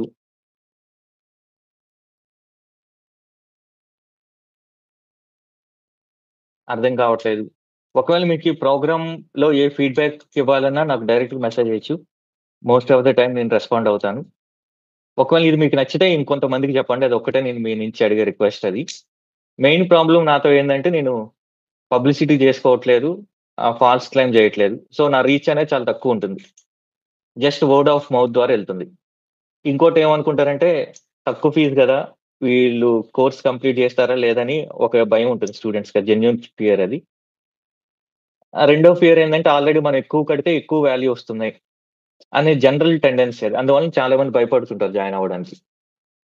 ఒకవేళ మీ ఫ్రెండ్ సర్కిల్ ఎవరైనా ఉంటే వాళ్ళకి చెప్పండి. అదొక్కటే నేను మీ నుంచి అడిగేది. అది మీది ఇది ఆప్షనల్ ఇది చేయొచ్చు, చేయకపోవచ్చు. బట్ దీనికన్నా ఈ ప్రాసెస్‌ని హానెస్ట్‌గా ఉండండి, జెన్యూన్‌గా ఉండండి. మీరు 100% ఎఫర్ట్స్ ఇవ్వండి. బ్రెయిన్ పెట్టండి ప్రతి దానికి కూడా. ఒకవేళ మీకు నెగెటివ్ ఫీడ్‌బ్యాక్ ఇక్కడ చెప్పడానికి మీకు మొహమాటం అయితే నాకు పర్సనల్‌గా మెసేజ్ చేయండి. నేను అవి నెక్స్ట్ సెషన్‌లో ఇన్కార్పొరేట్ చేసి ఇంప్రూవ్ చేయడానికి ట్రై చేస్తాను. సో, 1 మినిట్ టైమ్ ఇస్తున్నానండి. ఎవరికైనా డౌట్ ఉంటే యూ కెన్ ఆస్క్.